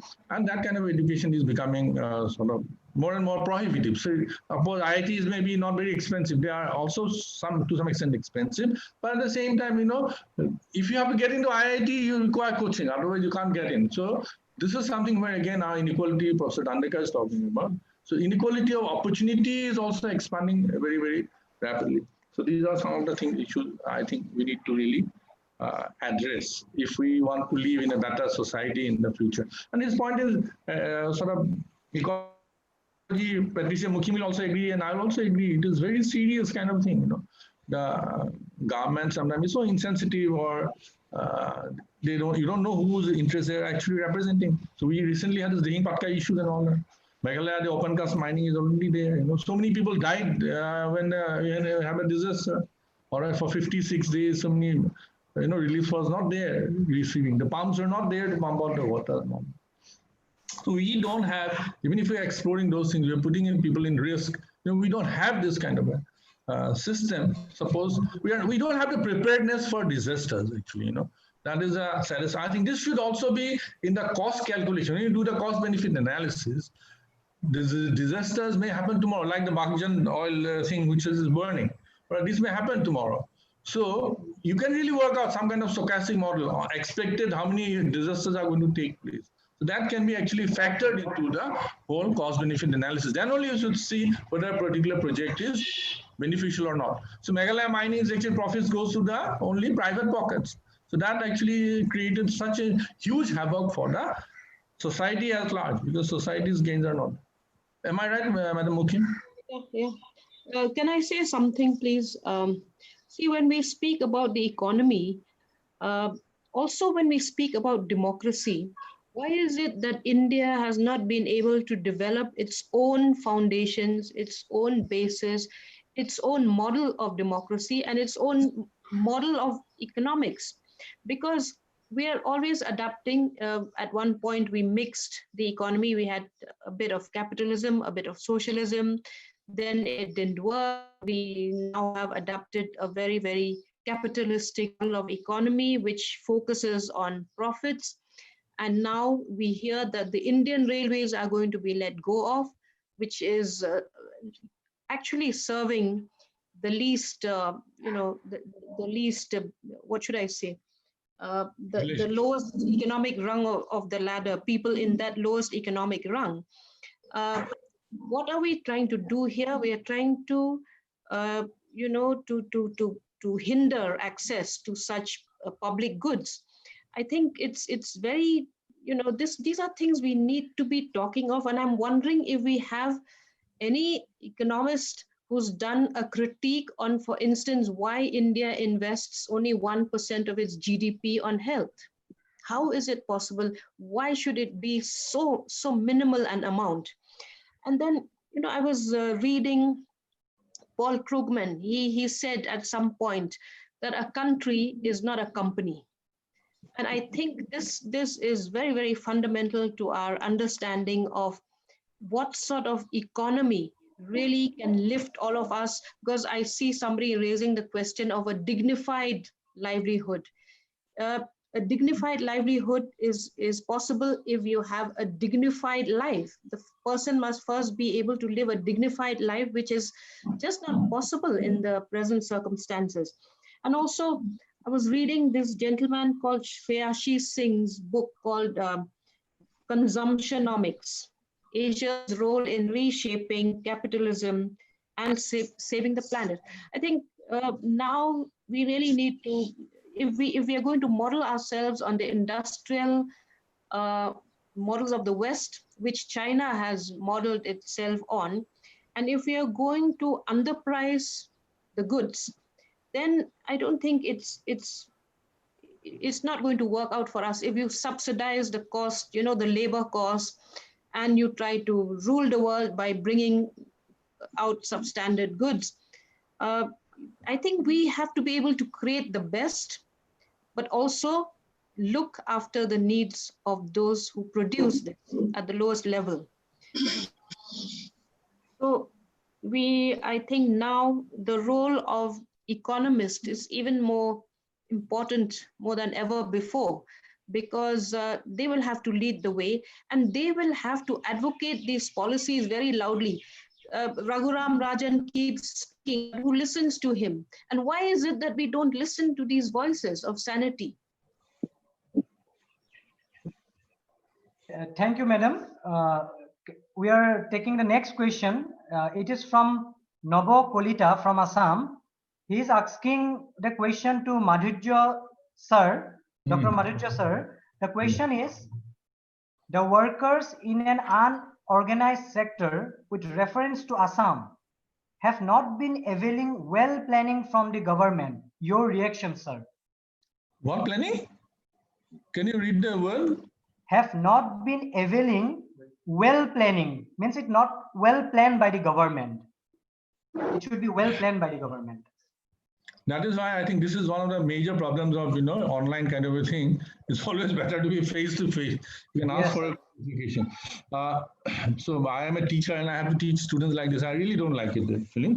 Anyway, so he may be meaning two things, that there are some facilities which are available, but the workers are not being able to take it. Or so in that case, obviously workers would like to, two things can happen actually, what is being offered is not palatable to you, all right? In fact, when we were doing a study for Assam government, when Dandekar works were offered, many people expressed the view that, the workers who come back from those areas, they may not be very willing to do this. So that is something, very practical or grassroots level issue. One really need to look into what these people's aspirations are. Can we in a society in crisis able to sort of meet their aspirations? Obviously, they have to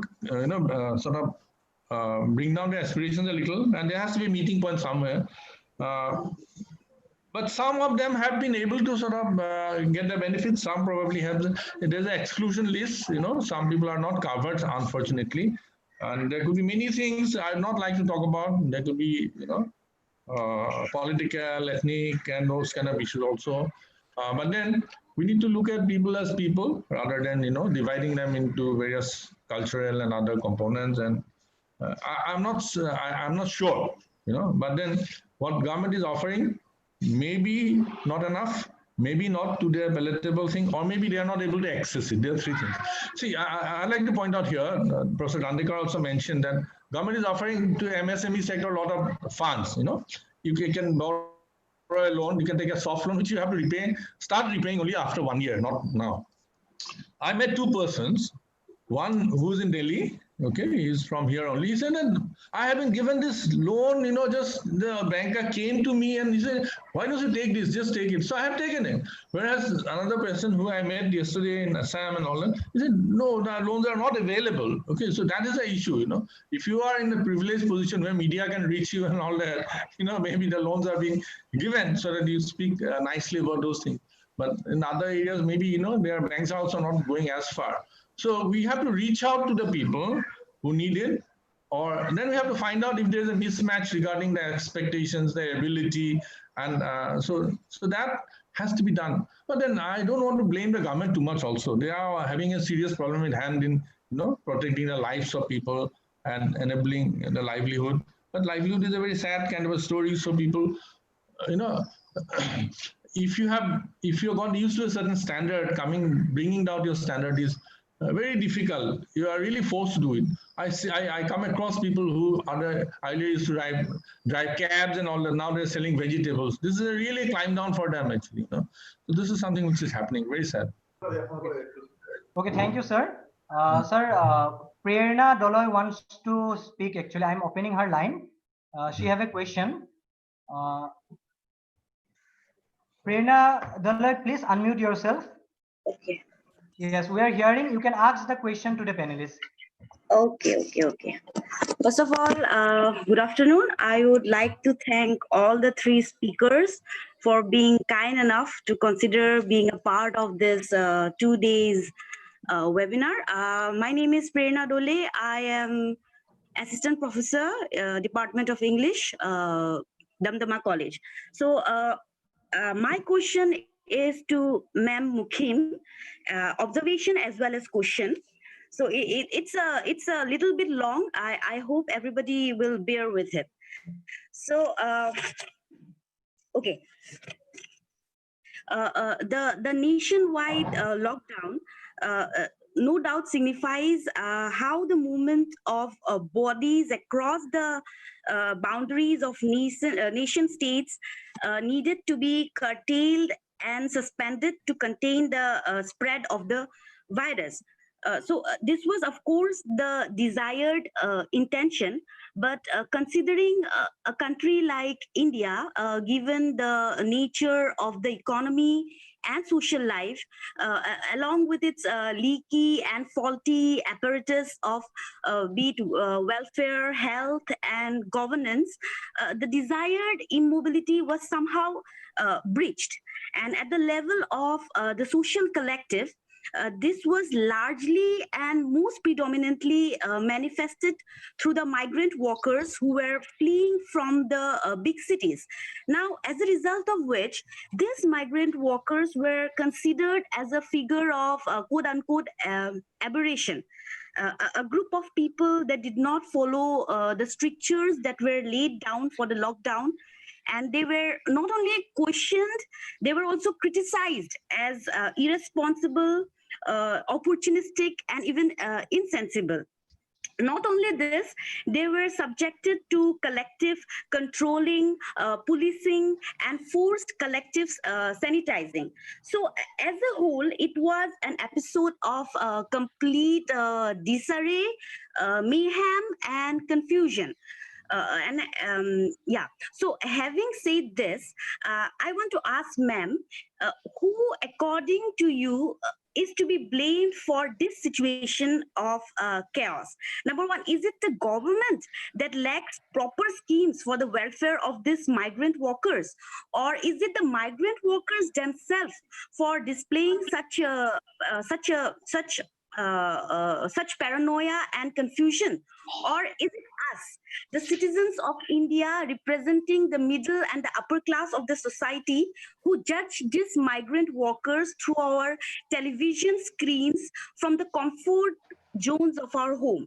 And moreover, and also, what role does media plays, or rather has to play, in such a situation of chaos and crisis? Thank you, ma'am. It's a bit long, but more or less, if you could just sum up.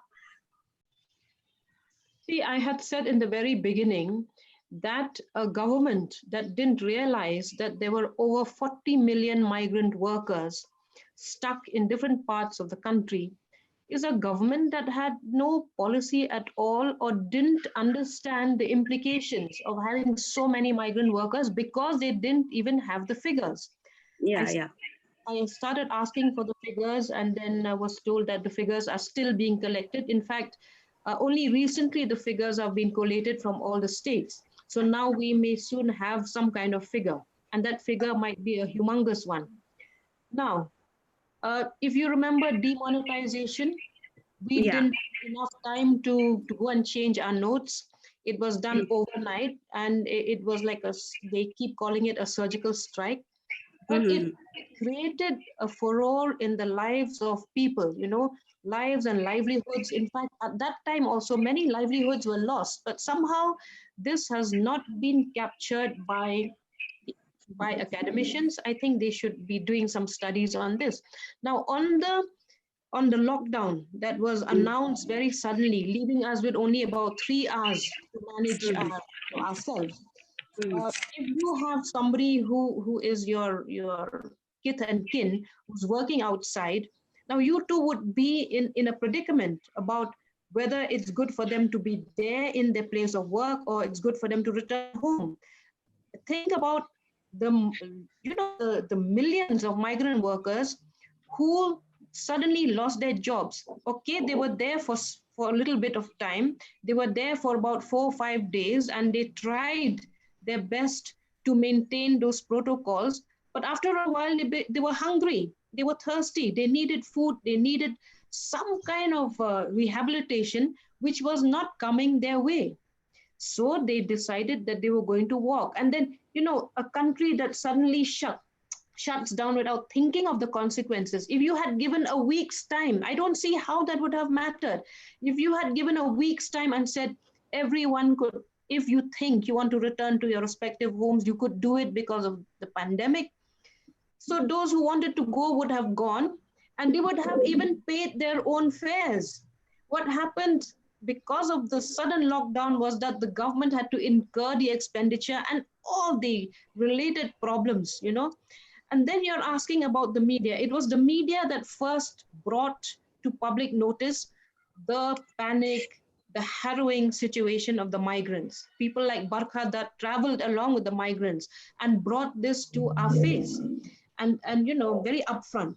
And that was when the rehabilitation packages started flowing out. Otherwise, they were trying to manage it through policing.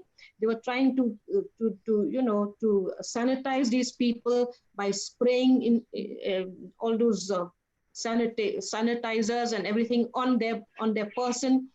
It was a very, very cruel move by the government at the time, and also by the different state governments that didn't allow them to move from one state to another.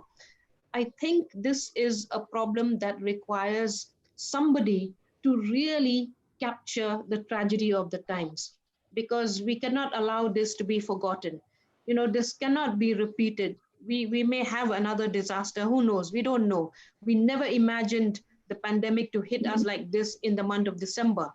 But now that it's here, we are slowly learning to adapt, but we are adapting very badly also, because, this COVID goes against the very grain of the human person, because man, they say, is a social animal. Now we are putting that on its head. We are saying no socializing.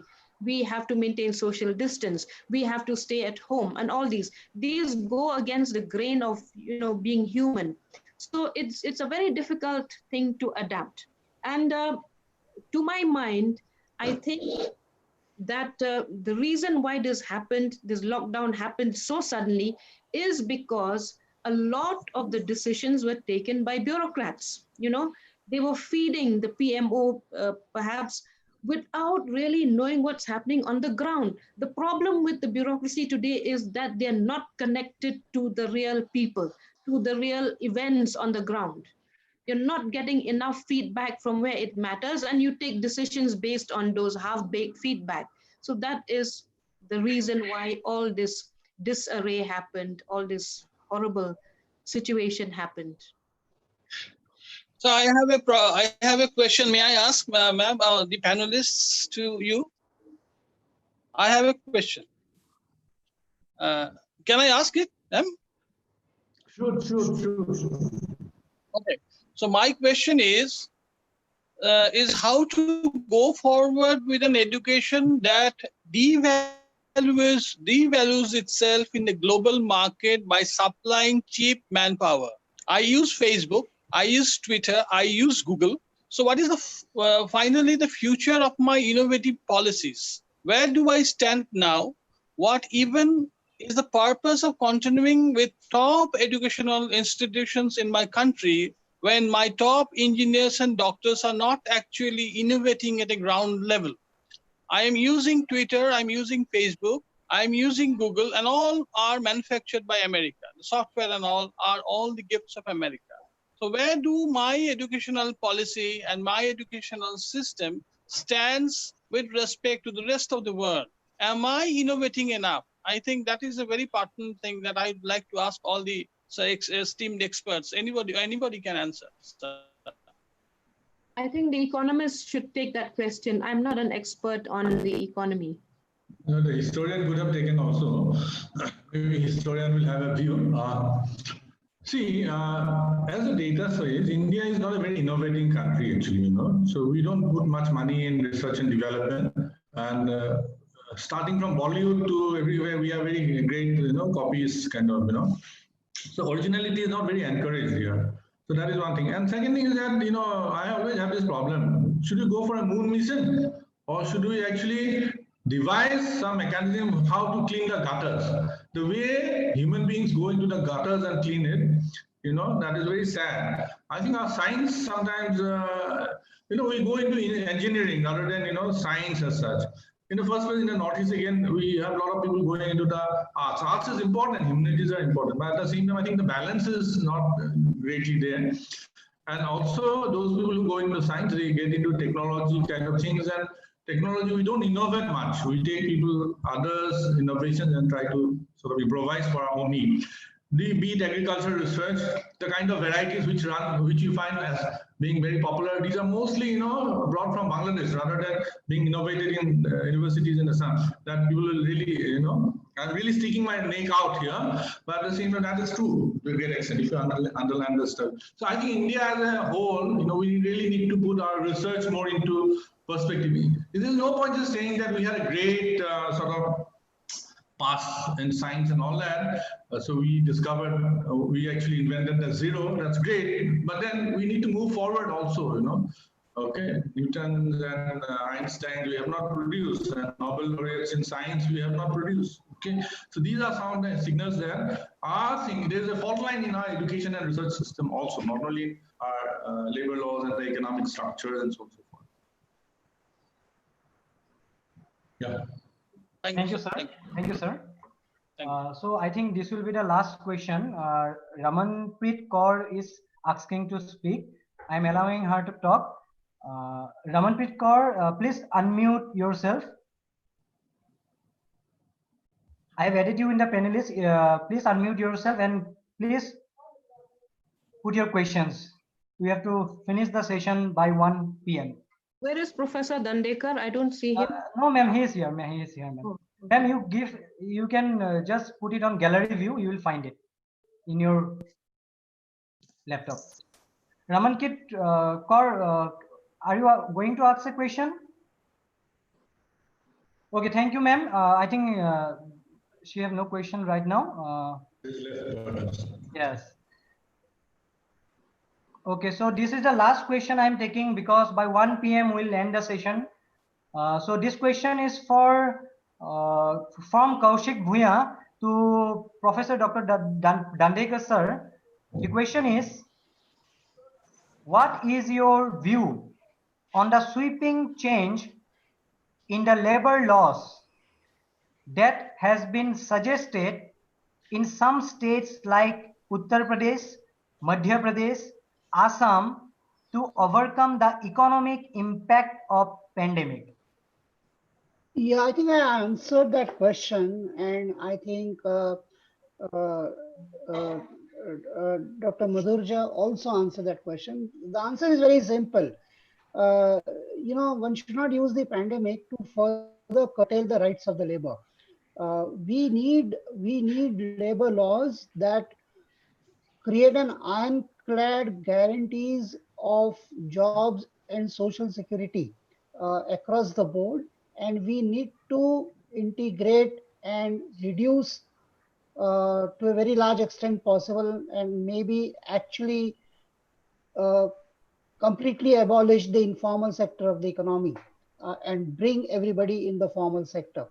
Any labor law that aims for that is a good labor law. Any labor law that does not aim for that is a bad labor law. That is, I think, my take on this. Don't you also think that the labor laws that came up recently are very knee-jerk? They almost were reactive to the plight of the migrant workers who came back.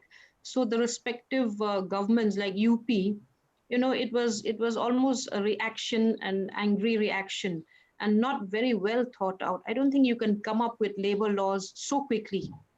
Yeah, no, absolutely. I mean, this needs a very informed, deliberation, and there is a case to be made where the labor laws should have the rights of the labor at the center of its formation. We do not have a charter of rights of the labor in this country. We do not have a charter of migrant workers' rights for that matter. We must have that. Our constitution allows for that to happen, but the state has to step in there, and it is the duty of the state to protect the rights of the people, and the people will obviously protect their own rights. I mean, obviously we make the state, but here is a situation where the pressures of the capitalist economy should not be such that the fundamental rights of labor are taken away. I think that is where we have to draw a line. And I think if you come up with any policy, then it has to be participative. The people who should be consulted. You can't just expect the bureaucracy to bring in all the laws and to treat those recipients of those laws as of no consequence. No, that goes without saying. I mean, we do ought to have participatory democracy at every level. Not just participatory in terms of consultation. We also need to have a gender-driven, gender-sensitive democracy. Yes. That is something that is fundamentally missing in our political system. And I think we need to bring that at the very center of our democratic discourse. I just want to add one sentence. The art of policy making, is very tricky. So policy may seem very well intended, okay, but we have to look at also the unintended consequences and all. So why the policy making is so difficult? So suppose you may frame a labor law, I mean, let's say child labor law, you prohibit workers and all that. Okay, which is good, which actually morally we should always do, and we should send us children in school. But unless you have this supporting system also, you may push the workers into the child workers into sort of underground kind of a situation. That doesn't help the situation. So every labor law, I mean, not necessarily labor law, every law has an intended and unintended consequences. So this is something, another discipline, I think. Law and economics, law and society, those are things really need to think about. So practically, what could be the other consequences of the law? Say, we all know that the domestic violence law is very, very good, which is necessary.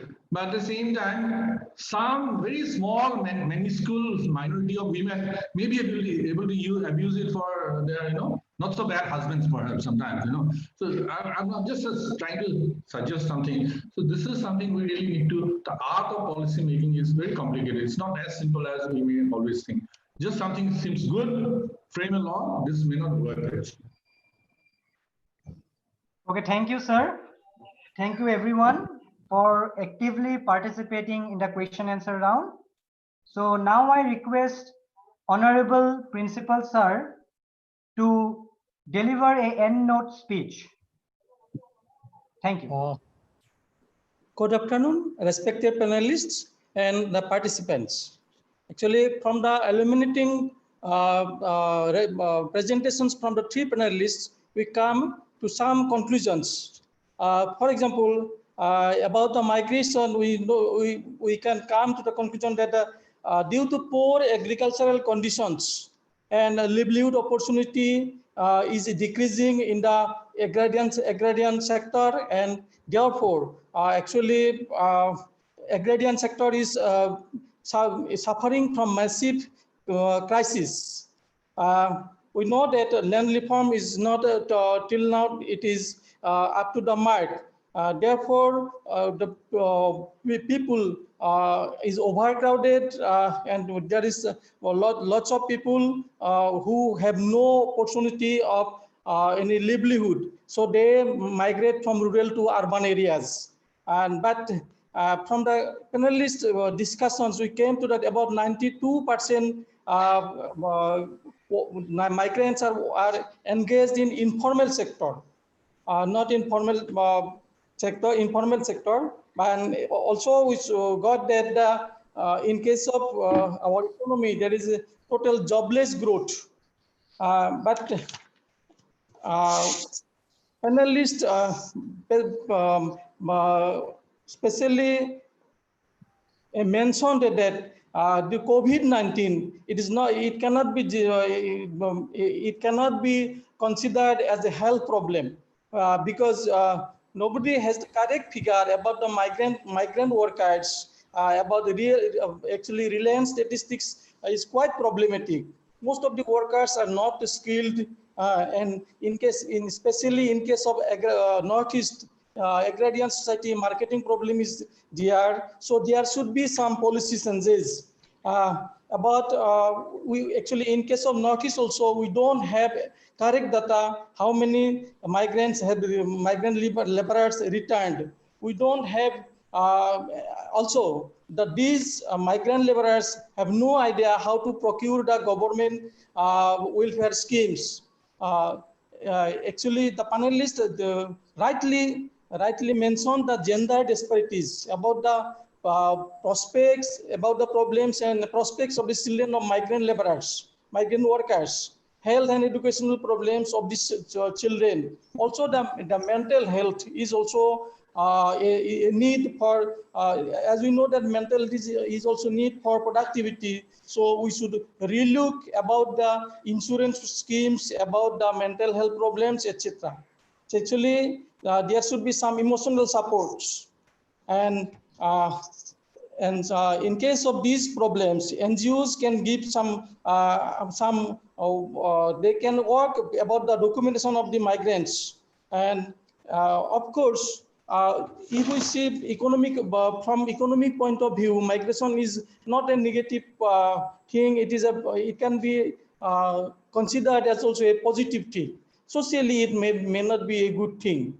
And for example, the panelists informed that about 10 lakh workers from Assam working in as migrant workers, and they are contributing 1% of state domestic product of Assam in terms of remittance. Also, we know that about 10% of India's gross domestic product comes from the remittances as a contribution from the migrant workers. So in Assam also, we know that about 5 crores workers live.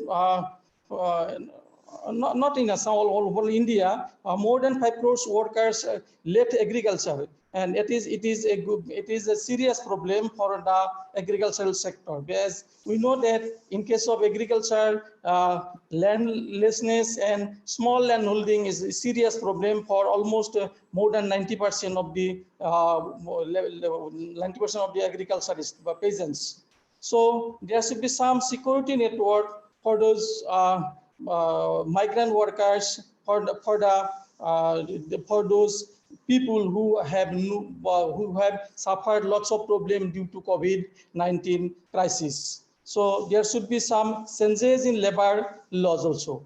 So I think we all are enlightened from these thought-provoking presentations of the three panelists, and also I thank all those three panelists for their presentations. Similarly, I thank all the persons like coordinator of IQAC and technical coordinator of Damdama College for organizing this seminar, and also I thank the participants who participated actively in question answer interaction session.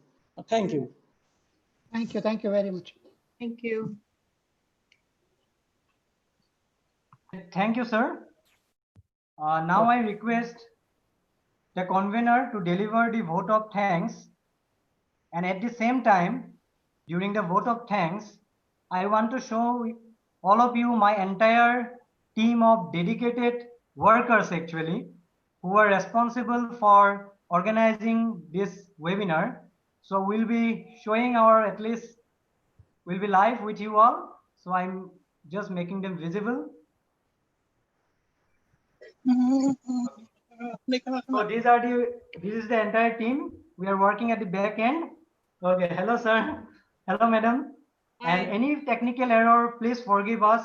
We have just got the information that the feedback form is not working. So we'll post a fresh feedback form after some time. So there is no issue.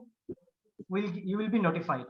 Okay, now I request Dr. Saurabh Sen Gupta sir to deliver the vote of thanks and end the session. Thank you, Tridip, for your help and all. Here I like this opportunity to thank our esteemed panelists. They have highlighted the issues pertaining both to our economic planning and also the fault lines with our intellectual configurations. They have asked very important questions. Do we reshape our economics to our ecology and unite ethics along the way, or do we continue to do what we have always done, go forward for a growth trajectory at the cost of human capital? And we have to ask ourselves what globalization has actually done us, where we can actually innovate our resources and develop our resources, the pressures of a capitalist economy, and how to reframe labor laws. I take this opportunity to thank the principal also, Dr. Suranjan Sharma, the principal of Damdama College, for helping us with our plans for this webinar. I'd like this opportunity to thank my colleagues and friends from the college who have supported us. I'd like to thank the scholars and paper presenters and those who are listening to us via Zoom, the YouTube and the Facebook Live. And finally, I'd like to thank Tridip Varali, the technical coordinator for this session. I thank you all and a very good day to all of you, sir. And you have been very, very kind enough to come here and enlighten us on the whole issue of the pandemic and also what we need to do, or at least try to do in this moment of crisis, that is to be a human being after all. Thank you very much. Thank you. Okay, thank you everyone. So again, I want to reassert that at 3 p.m. we have the paper presentation. So for the paper presentation, the link will be again resent before 1 hour in your respective email IDs.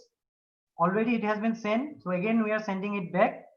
So we'll meet at 3 p.m. The resource person will not be available there, the speakers, esteemed speakers, but there will be other guests and we'll meet there. Thank you, everyone. Thank you for joining. Thank you on behalf of the entire family of Damdama College. Thank you. Thank you. Thank you. Thank you, sir.